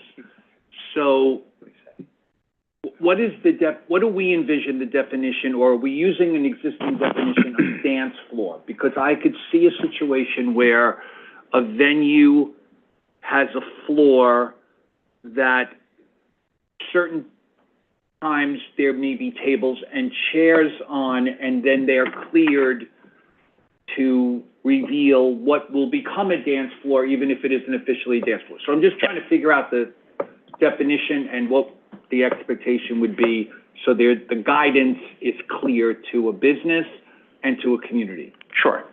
So the intent of the use of dance floor is meant to sort of serve both the physical, there's sort of a physical demarcation of space meant for one thing to another, but it's also meant to include sort of the scenario you describe, whereby every night all of the tables and chairs go away and then suddenly you have a dance floor. So it's meant both to encompass the common sort of usage of that as well as a more sort of formal designated space. Okay. Okay, I understand. And is that, will that be defined somewhere, or is that left to people, different inspectors, to make that determination? It was our, in speaking with DOB about this, not DOT. In speaking with the Department of Buildings about this, they seemed okay with the way that we're defining it. I think it does remain the case, along with the other sort of two legs of the stool, the posted show times and the cover charges. There is flexibility within those definitions to encompass the creativity, let's say, of operators trying to figure out what isn't going to be meeting the letter of the law. So this definition is meant to be expansive through its nature of the language being used. Okay, I can just envision, because many, go ahead, Frank. I'd also say this is one of those good situations where we don't have to invent something. There are a couple places, Lower Manhattan for one, that actually just says dance floor. It actually describes it as a thing, and they've been able to regulate that pretty fine. Well, so there's the experience here, and there's that's right. Then I understand it. I can just see that the concerns would have come from those types of establishments that are not clearly disco and entertainment venues, but the concern is more about the social, potentially social clubs or restaurants that convert for some reason, and quite successfully in others. This is New York City, but to give them guidance so that we're not responsible for the confusion. that was really my question on that. The one other question I have is about recommendation 5, the commercial on the floor. So I'm just going to ask you to quickly, I know the first one that you mentioned, which was to restrict, basically to restrict what we were attempting to do in the first round, which was commercial on the floors above, right? So what you said, if I heard you correctly, is if the space is not currently being used for commercial, it could not be used for commercial. Or if it was residential, it couldn't be converted. There could be two different things in there at the same time. Correct, and we mean the latter. So, for example, if you have a second floor community facility, doctor's office, let's say, what we're proposing, even with the modification, would allow you to go from doctor's office to a commercial office. What we want to make sure that we are not allowing is existing residential converting to commercial. Okay, that's very different, and now I understand what could be happening there that would permit it to continue to be used for a commercial purpose. There are buildings with doctors and dentists and lawyers. Okay, I understand that. On the second piece of that, I'm applying it no, it was I think it was the last one on the noise. So just explain in a little more detail where the protections are coming in. We're saying that you can't have the noise, but you can have noise so long as you meet the new standards, the new environmental and sound standards. So we're not saying no, we're just saying you have, and how do we know that they're sufficient to protect the residents, and how do we know that? Yeah, I gather. New. Correct, they are new. So what we are proposing is that these uses, so use group 6 service, use group 8, use group 10 in the future, if they are to locate, they have to first meet air quality standards. So for those air quality standards, they're similar to what we allow in our MX districts. So if you're going to locate in a building with residences, you have to meet air quality standards. So we're borrowing that from those provisions. In addition, they have a venting requirement. So if you're going to locate, then you have to vent above the highest tier of the building or an adjacent building in order to meet air quality.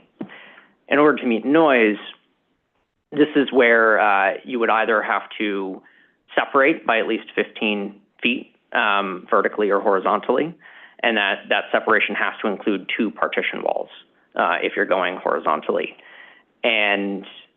Or you have to attenuate your noise and have a sound engineer certify that you've attenuated your noise to the level of ambient sound prior to getting a certificate of occupancy. And then around vibration, it's the same principle. You have to certify from an acoustical engineer prior to getting your C of O that any sort of vibration created will not exceed the levels that are to be set. So all of that has to occur prior to the C of O and are in effect for any of the potential uses that would locate on these upper floors with residential on the same floor or above. So in that example, when you talk about prior to the C of O, my assumption is that this is a new construction or a modified C of O for the unit. It would represent a change of use in either new or existing, of course. Especially in the case of production, because those uses are not permitted in those buildings today. But especially when you're going to change from, say, one commercial use to another use, or community facility to a commercial use, that trigger for the C of O would happen regardless. Okay, I'll let others go. I'm just wondering if we've looked at whether or not, and I know this came up in a conversation, whether or not, despite the opportunity that this proposal will provide, if we believe that even if zoning permits it, a co-op or condo board or other house rules of a building could limit or prohibit the uses even permitted under zoning if they choose.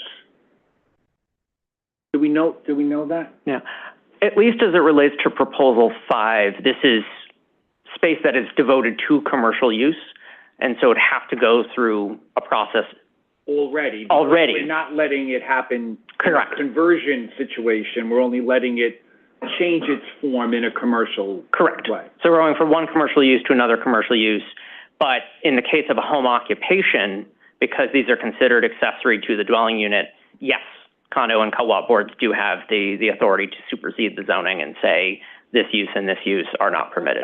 That should provide some comfort to residential building management and residents. And I'm going to guess that they could limit the uses even under the first part and say you could only have a doctor's office in this building, but you couldn't convert it to something else. Would that, I mean, again, this is conversational now, so I won't take up any more time, but I would see if you could prohibit home occupations, that perhaps condo boards could also consider limiting the types of uses, commercial uses permitted in the building, even if particularly if they're going to be different than the ones that are existing now. I don't know the answer to that, but I just posed it. Thank you, Commissioner. I mean, I do think that it's an important point, and it came up at the hearing, which is zoning doesn't supersede the building's rules. It actually just enables the thing, and then the building's rules are the ones which actually are right. Now, recognize that nothing is perfect in the world, right? And this is all complicated. It's complicated today. So either we make a move and we move to shut down home occupations, or we try to rationalize the thing in law. But zoning does not supersede an individual building's rules. Okay, Commissioner Benjamin, and then I'm going to go to Commissioner Ramprashad, Commissioner Osorio, Commissioner Marine. Did you have a comment? Okay, and then did you have one too? And Vice Chair Knuckles, and then we're going to call it a day. Go ahead, Commissioner Benjamin. Okay, and first I want to thank all of you for spending time and trying to help me along to get more comfortable, particularly with the home occupations. And your changes have made me more comfortable, but I'm still not there. So I have some additional, it seems almost as if you're doing something in a commercial district, you're more restricted than if you're doing it as a home occupation.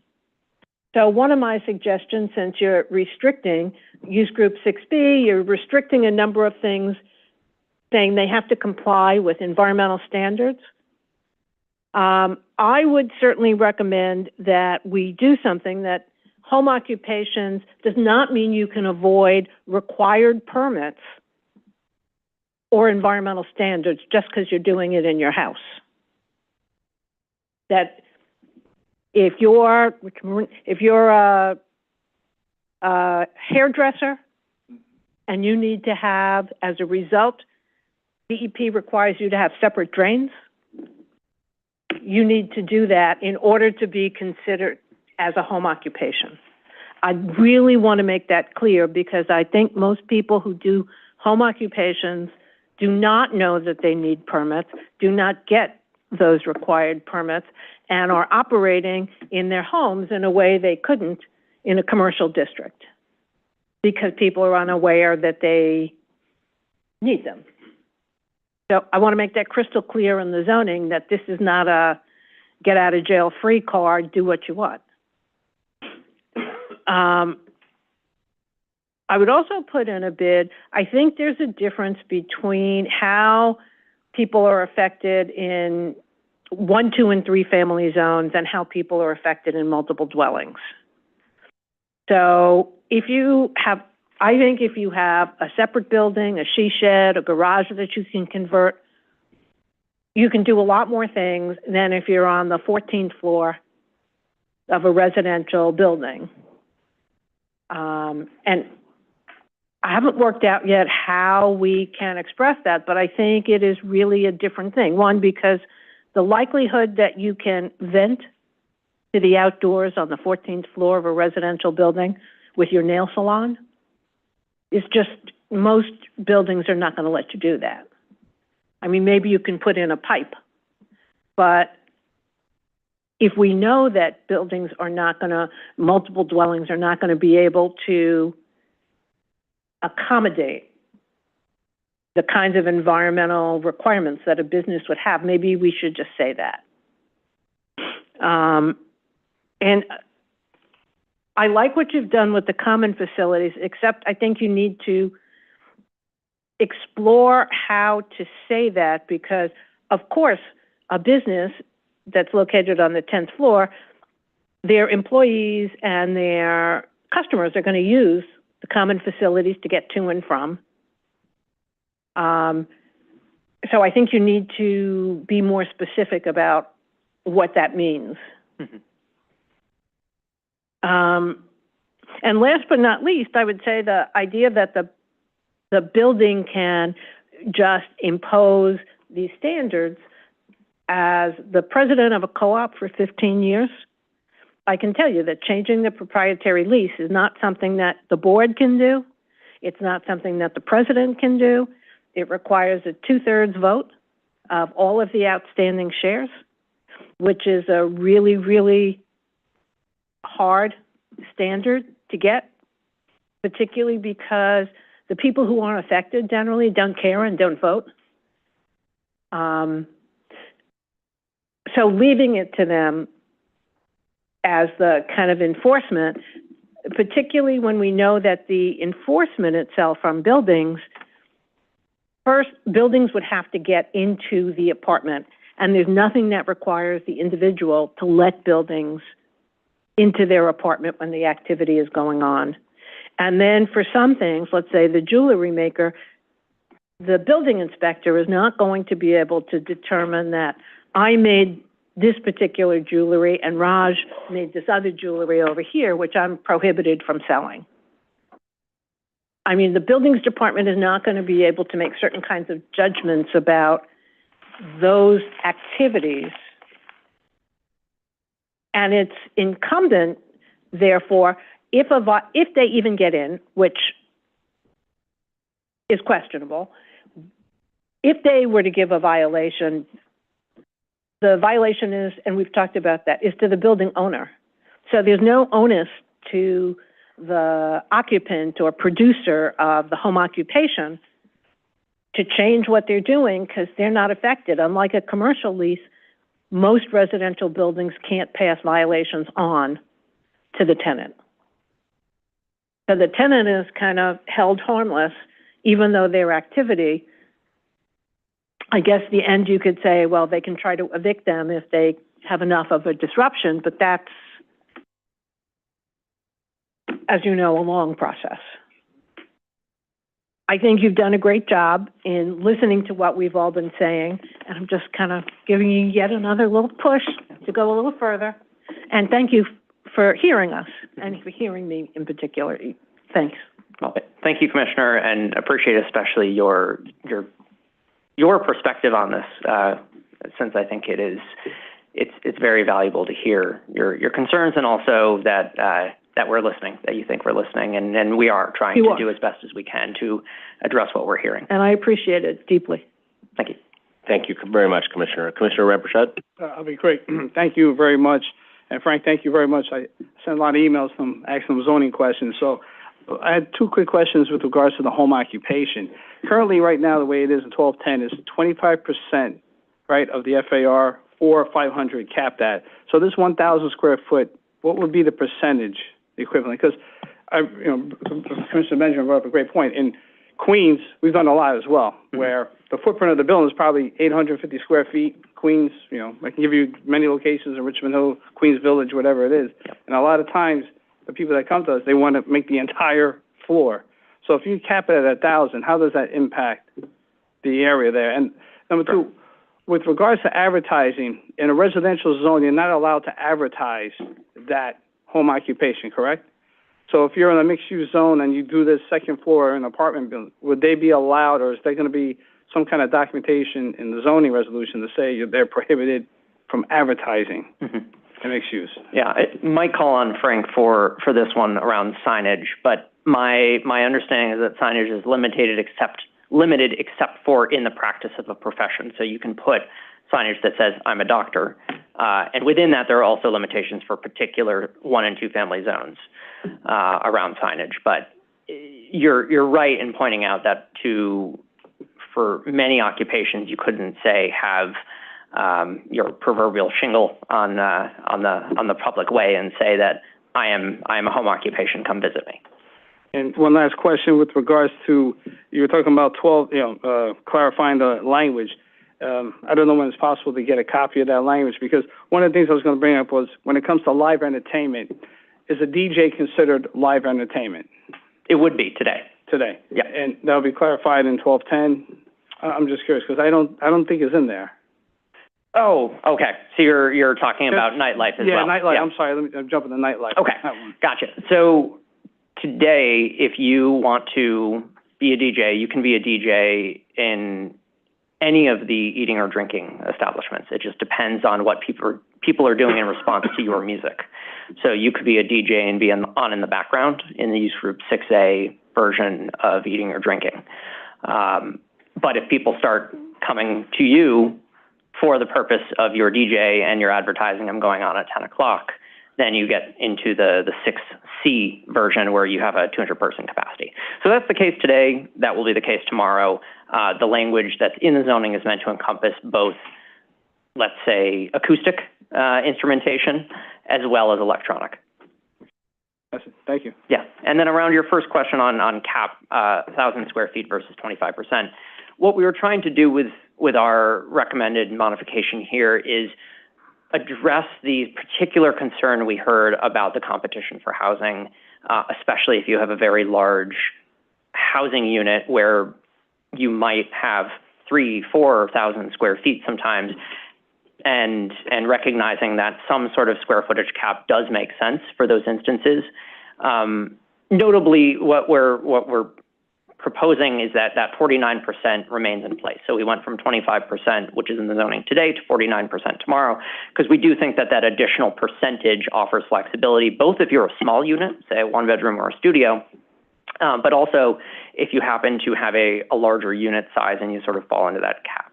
Now, the 1,000 square feet does not include things like a garage or ancillary. I might rely on Frank on this one too, but I don't think it includes a garage. But it also wouldn't include a cellar or a basement, because that's not part of the floor area.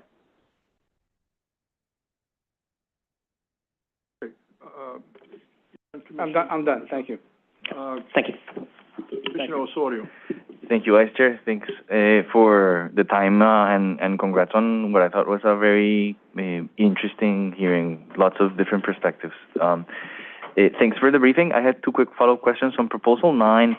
I wanted to know if you have considered, or what are your thoughts on the recommendation from the Borough President on disallowing expansion of nightlife in the core M3 districts, and the concerns raised on the BSA approval, the proposed BSA approval to expand up to 200% of the business in an M district, specifically in an M district, right, where it makes sense in other places, but specifically there, could raise industrial retention concerns.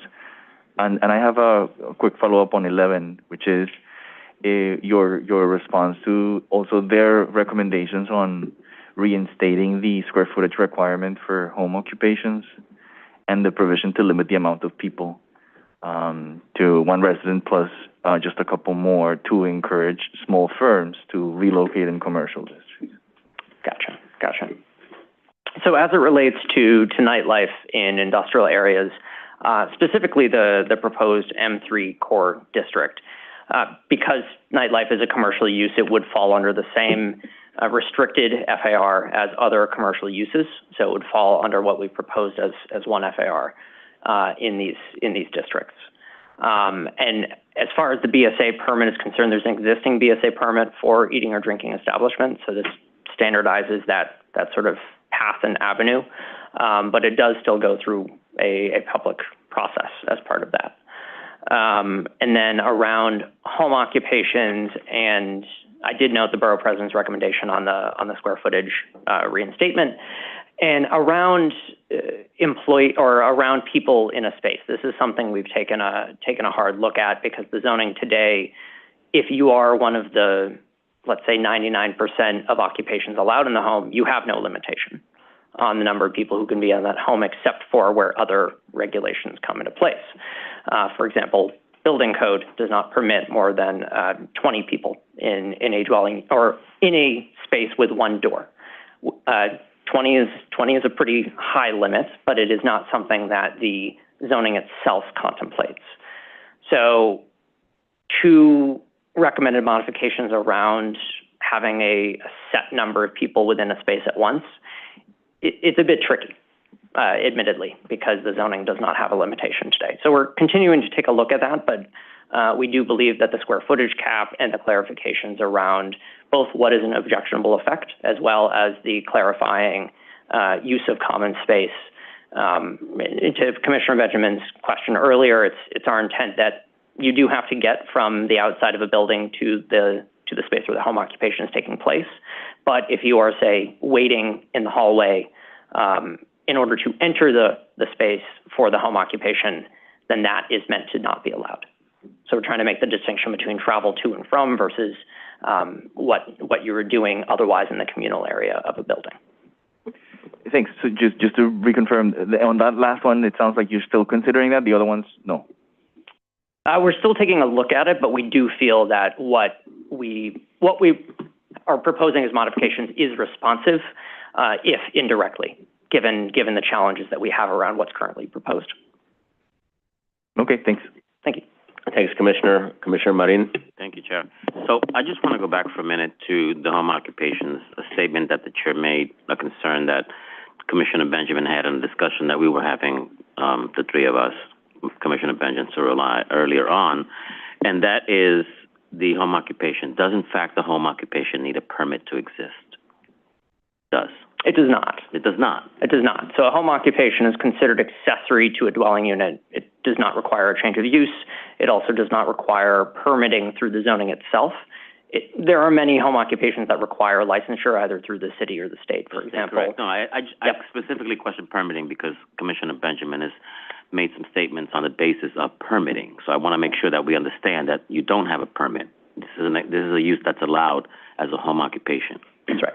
So on that same vein, you have a home occupation that a condo or a co-op board, and I'm going to stretch it a bit, and a residential building owner says, I will not allow.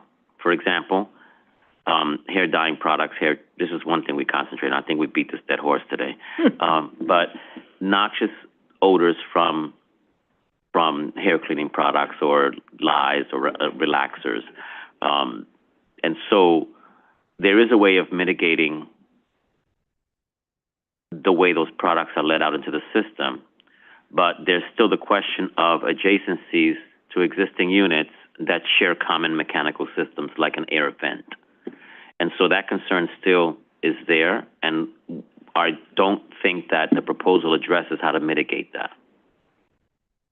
Likewise, if I have a condo co-op or a residential building that says you cannot do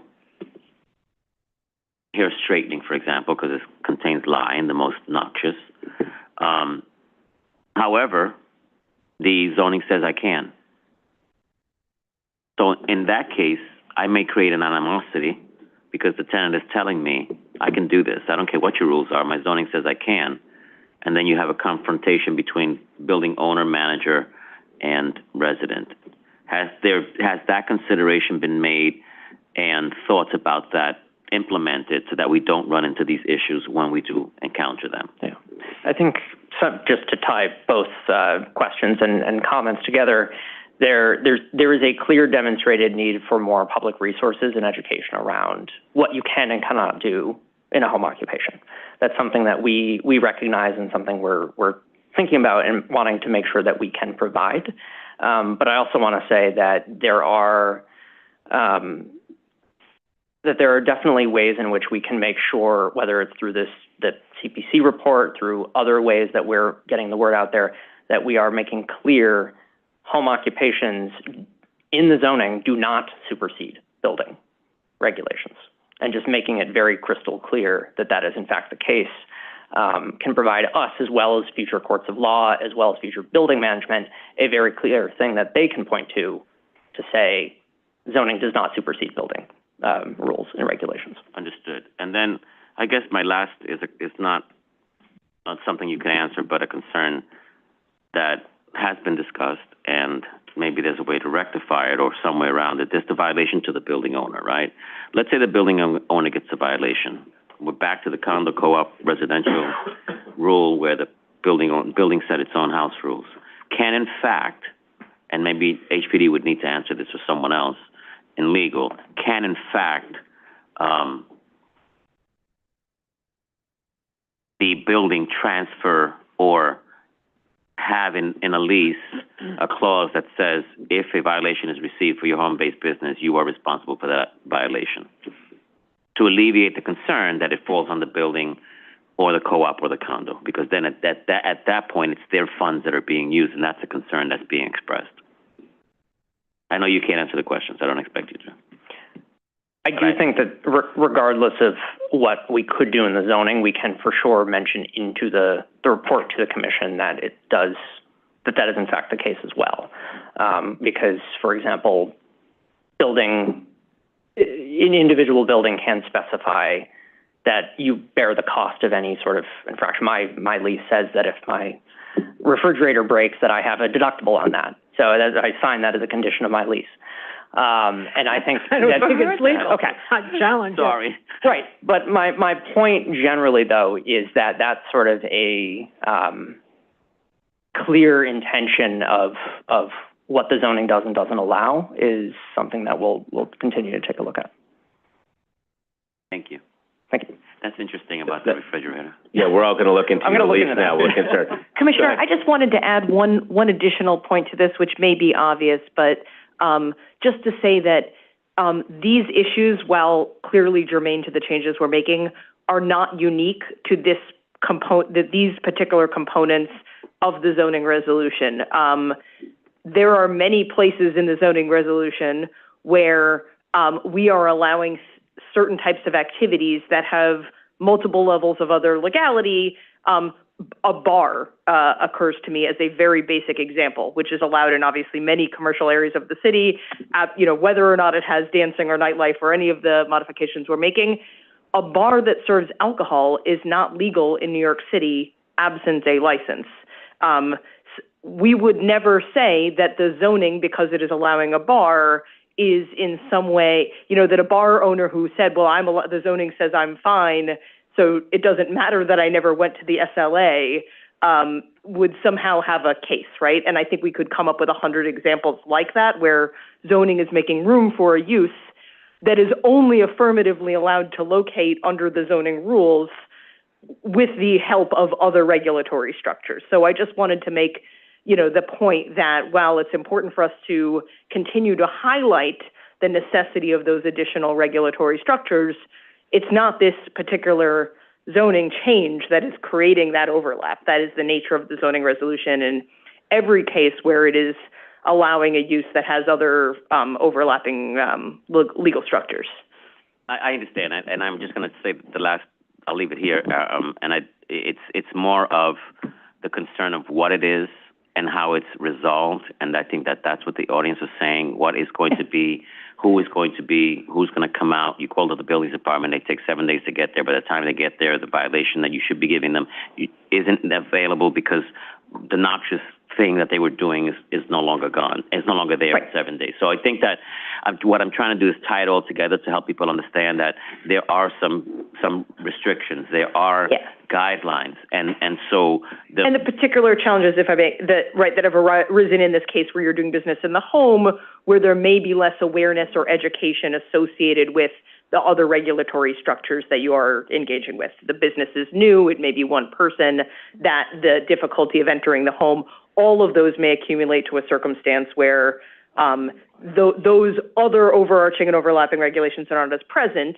And I think we can, as we're making this change at the margins, help that educational process along and create more transparency. And I'm sorry, but I have to ask the question because you just brought a thought to my head. So is there any way that in this proposal we can actually mandate that a home business has to have the proper training before they can become a home business or before they can operate? Because I think key here is the education component. And quite honestly, those of us that have started businesses that don't know it all, always, as we go along, we find a little bit as we go along. And I think if there were smaller home business owners that had those tools earlier, they'd be more successful. So and I'd say again, within the text and as it exists, as we've pointed out a number of times, right, the 99% of businesses that are already allowed to occupy, that home occupations already refers to, we don't believe we have the scope within this proposal to impose additional restrictions on those businesses. However, insofar as we certainly do not mean the zoning resolution to be endorsing illegal activity, if those businesses require education as part of their licensure process, we think there's no reason we can't highlight that in the CPC report. We're certainly thinking about other educational opportunities post-implementation that help us get that information out and combine both the new allowances under zoning with other information that we're able to share. That certainly makes sense to us, that we help with promulgating that information into the world. But we don't believe it's possible for us to put additional restrictions on businesses that don't have them, where we're not making a change to those businesses' allowances today. Thank you, Commissioner. Vice Chair Knuckles. Thank you. I just want to ask about home occupations and particularly a barber, okay, which may not have the kind of environmental impacts that a hairdresser would. But a barber in a rental building, no doorman, obviously no co-op or zoning board to, govern. And I know, a barber generally operates by appointment. But, people will come early or their cousin will call them. And, in many cultures, certainly mine, barbershops are social gathering places, town halls. That's what they are, certainly in regular commercial spaces. So what about the problem of a rental building where there is minimal, interference between, someone gaining interest, going up to an apartment, and all of a sudden you got 3 or 4 people there, and, there's enough noise to disturb someone. How do you address that with these modifications? With these modifications, first I'll say under current zoning, noise that would be considered a nuisance would be subject to zoning violations, and would be certainly subject to both building management or the Department of Buildings paying them a visit. But with these additional modifications, I think the intent and purpose would be to clarify that, first off, if they are using the hallway as their waiting room, that's not allowed, or the lobby as their waiting room. I'm not talking about the hallway. I'm talking about in the apartment. In the apartment. Yeah. So actually, I'll go back to the actual language. As it relates to noise, it would already be covered under what would be considered a nuisance. But something we heard in testimony is around the potential for particular chemicals, hairsprays, things that could be used potentially in a barbershop setting, making sure that those are restricted if they are potentially hazardous. I'll note that both barbers as well as people who would operate a beauty salon, they do require licensure through the state, and that licensure does include training and guidance around the storage of any sort of chemicals and things like that. Yeah, I'm not concerned about the expertise of the practitioner, who they are. I'm concerned about the noise factor. Yeah. Well, we should consider whether we should make a bad haircut restricted under the zoning.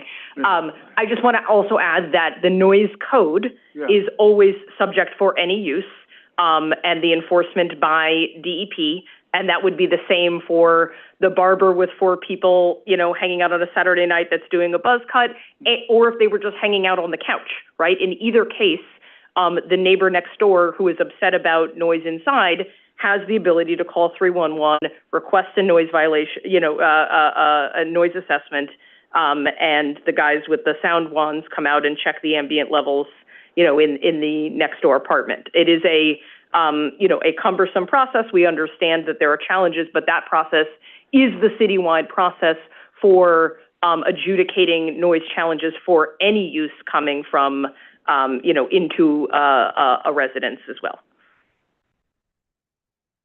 Yeah. Thank you, Mr. Vice Chairman. Commissioner Dweck. Thank you. What about getting in front of the issue and having as a precondition in a multiple dwelling where a building owner or co-op board has to approve the use prior to going in. It'll be approved by zoning, but conditioned upon having an approval from the owner, the landlord, the co-op board, the condo board, whatever it might be. This might mitigate a lot of the concerns brought up by the commissioners, a lot of the concerns brought up by the public. Certainly, they'll have the ability to gauge whether that use is going to create a nuisance in the building or not. And it'll be allowed as of right with the condition that the building approves it prior, and that'll mitigate the concern Commissioner Marin brought up about having to enforce it after the fact. They would have had an opportunity to review it prior to the use being put in place. Yeah. There's nothing in the zoning today that would preclude that from being the case.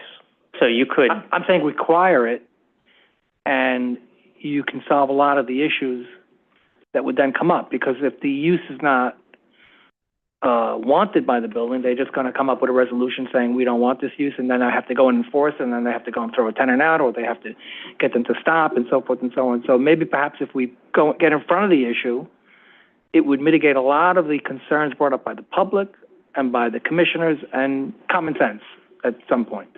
Let me just jump in, because I think I completely understand what Commissioner Dweck is suggesting. We did hear a lot about enforcement at our hearing. I think that the big challenge, and we should reflect on all of these comments, obviously take them back. The big challenge for us in zoning is a blunt instrument here. And what you're suggesting may be better done legislatively in one form or another. We're in a position of saying, is it allowed or is it not allowed? Big picture in zoning. And then all of the other rules. Do you need a license? Does the building allow it? Who's the authority? Is it inconsistent with your lease terms? Is it going to make you buy your own refrigerator, et cetera, et cetera, et cetera? Like, those are the sorts of things which become more than we may have the ability to do in zoning. But I think, to Commissioner Marin and Commissioner Dweck's point, and certainly Commissioner Benjamin has made this point repeatedly about enforcement on this issue, I think we should reflect on it. There may be some limitations as to what we can do in zoning here. I think we all should acknowledge that, because there's a reality of zoning being, the lever of, is it, as a matter of land use, allowed, and then open the door to the conversation of all of the other tools that the city has or does not have to be able to enforce, regulate, et cetera. But I think we should take this back. And we're going to have another opportunity for us to circle back as a commission to talk about this as a follow-up, and also to cover some of the other topics that were raised at the hearing. Did you want to have a final word, Commissioner? Look, I was going to ask the same question Ken asked, but I was going to ask it in a different way. I was going to have the 20 women want to have a book club, right? But guys like to talk too, so we like to get into the barbershop and talk too. I understand that. So, and in consideration of, they don't come out to do your ambient, decibel level testing that very night, right? So I see that, but I also see where this establishment will continue. So if you don't get them on night 1, you may get them on night 2 or night 3. So I do understand that. I just think that I want to clearly keep talking about this so the public keeps hearing. And exactly as Dan said, we are authorizing by our vote the actual zoning action. The enforcement and everything else comes from the rest of the agencies. It's just that what I'm trying to avoid here is that, I really get offended when somebody tells me I'm a rubber stamp for passing things, and that's not what's going on. We are carefully vetting what's going on here. There are questions being asked, and this for a reason, because we want to make sure that at least we have it 95, 90, 96% right. We're never going to have 100% correct, because it's like anything else. You invent it, and then you find some glitches as you go along. So I just want to be clear that we are making sure to ask these questions so that the public remains satisfied that what we're doing is phase 1 and passing that zoning action that would allow for this to happen, and then those other compliance issues need to be vetted and addressed by our sister agencies. I appreciate that point very much, and I think that's the core of this issue here. So, okay, Matt, with that, we're going to call it a day. We will look forward to seeing you in 2 weeks and 1 day for additional follow-ups, and of course, Commissioners, you should feel free. Why is it 2 weeks and 1 day? Yeah, because we have a long weekend. President's Day. President's Day is why I said it, but I was following Matt's admonition at the beginning. But we will be back here, of course, in 2 days. Oh, okay. As always, for our public hearing on a variety of matters that we talked about today. But Matt, thank you for all of your hard work. Commissioners, thank you for your thoughtful commentary. Sarah, do we have any other business today? No, Chair Garodnick. Okay, well, with that, we are adjourned. Thank you all. Right.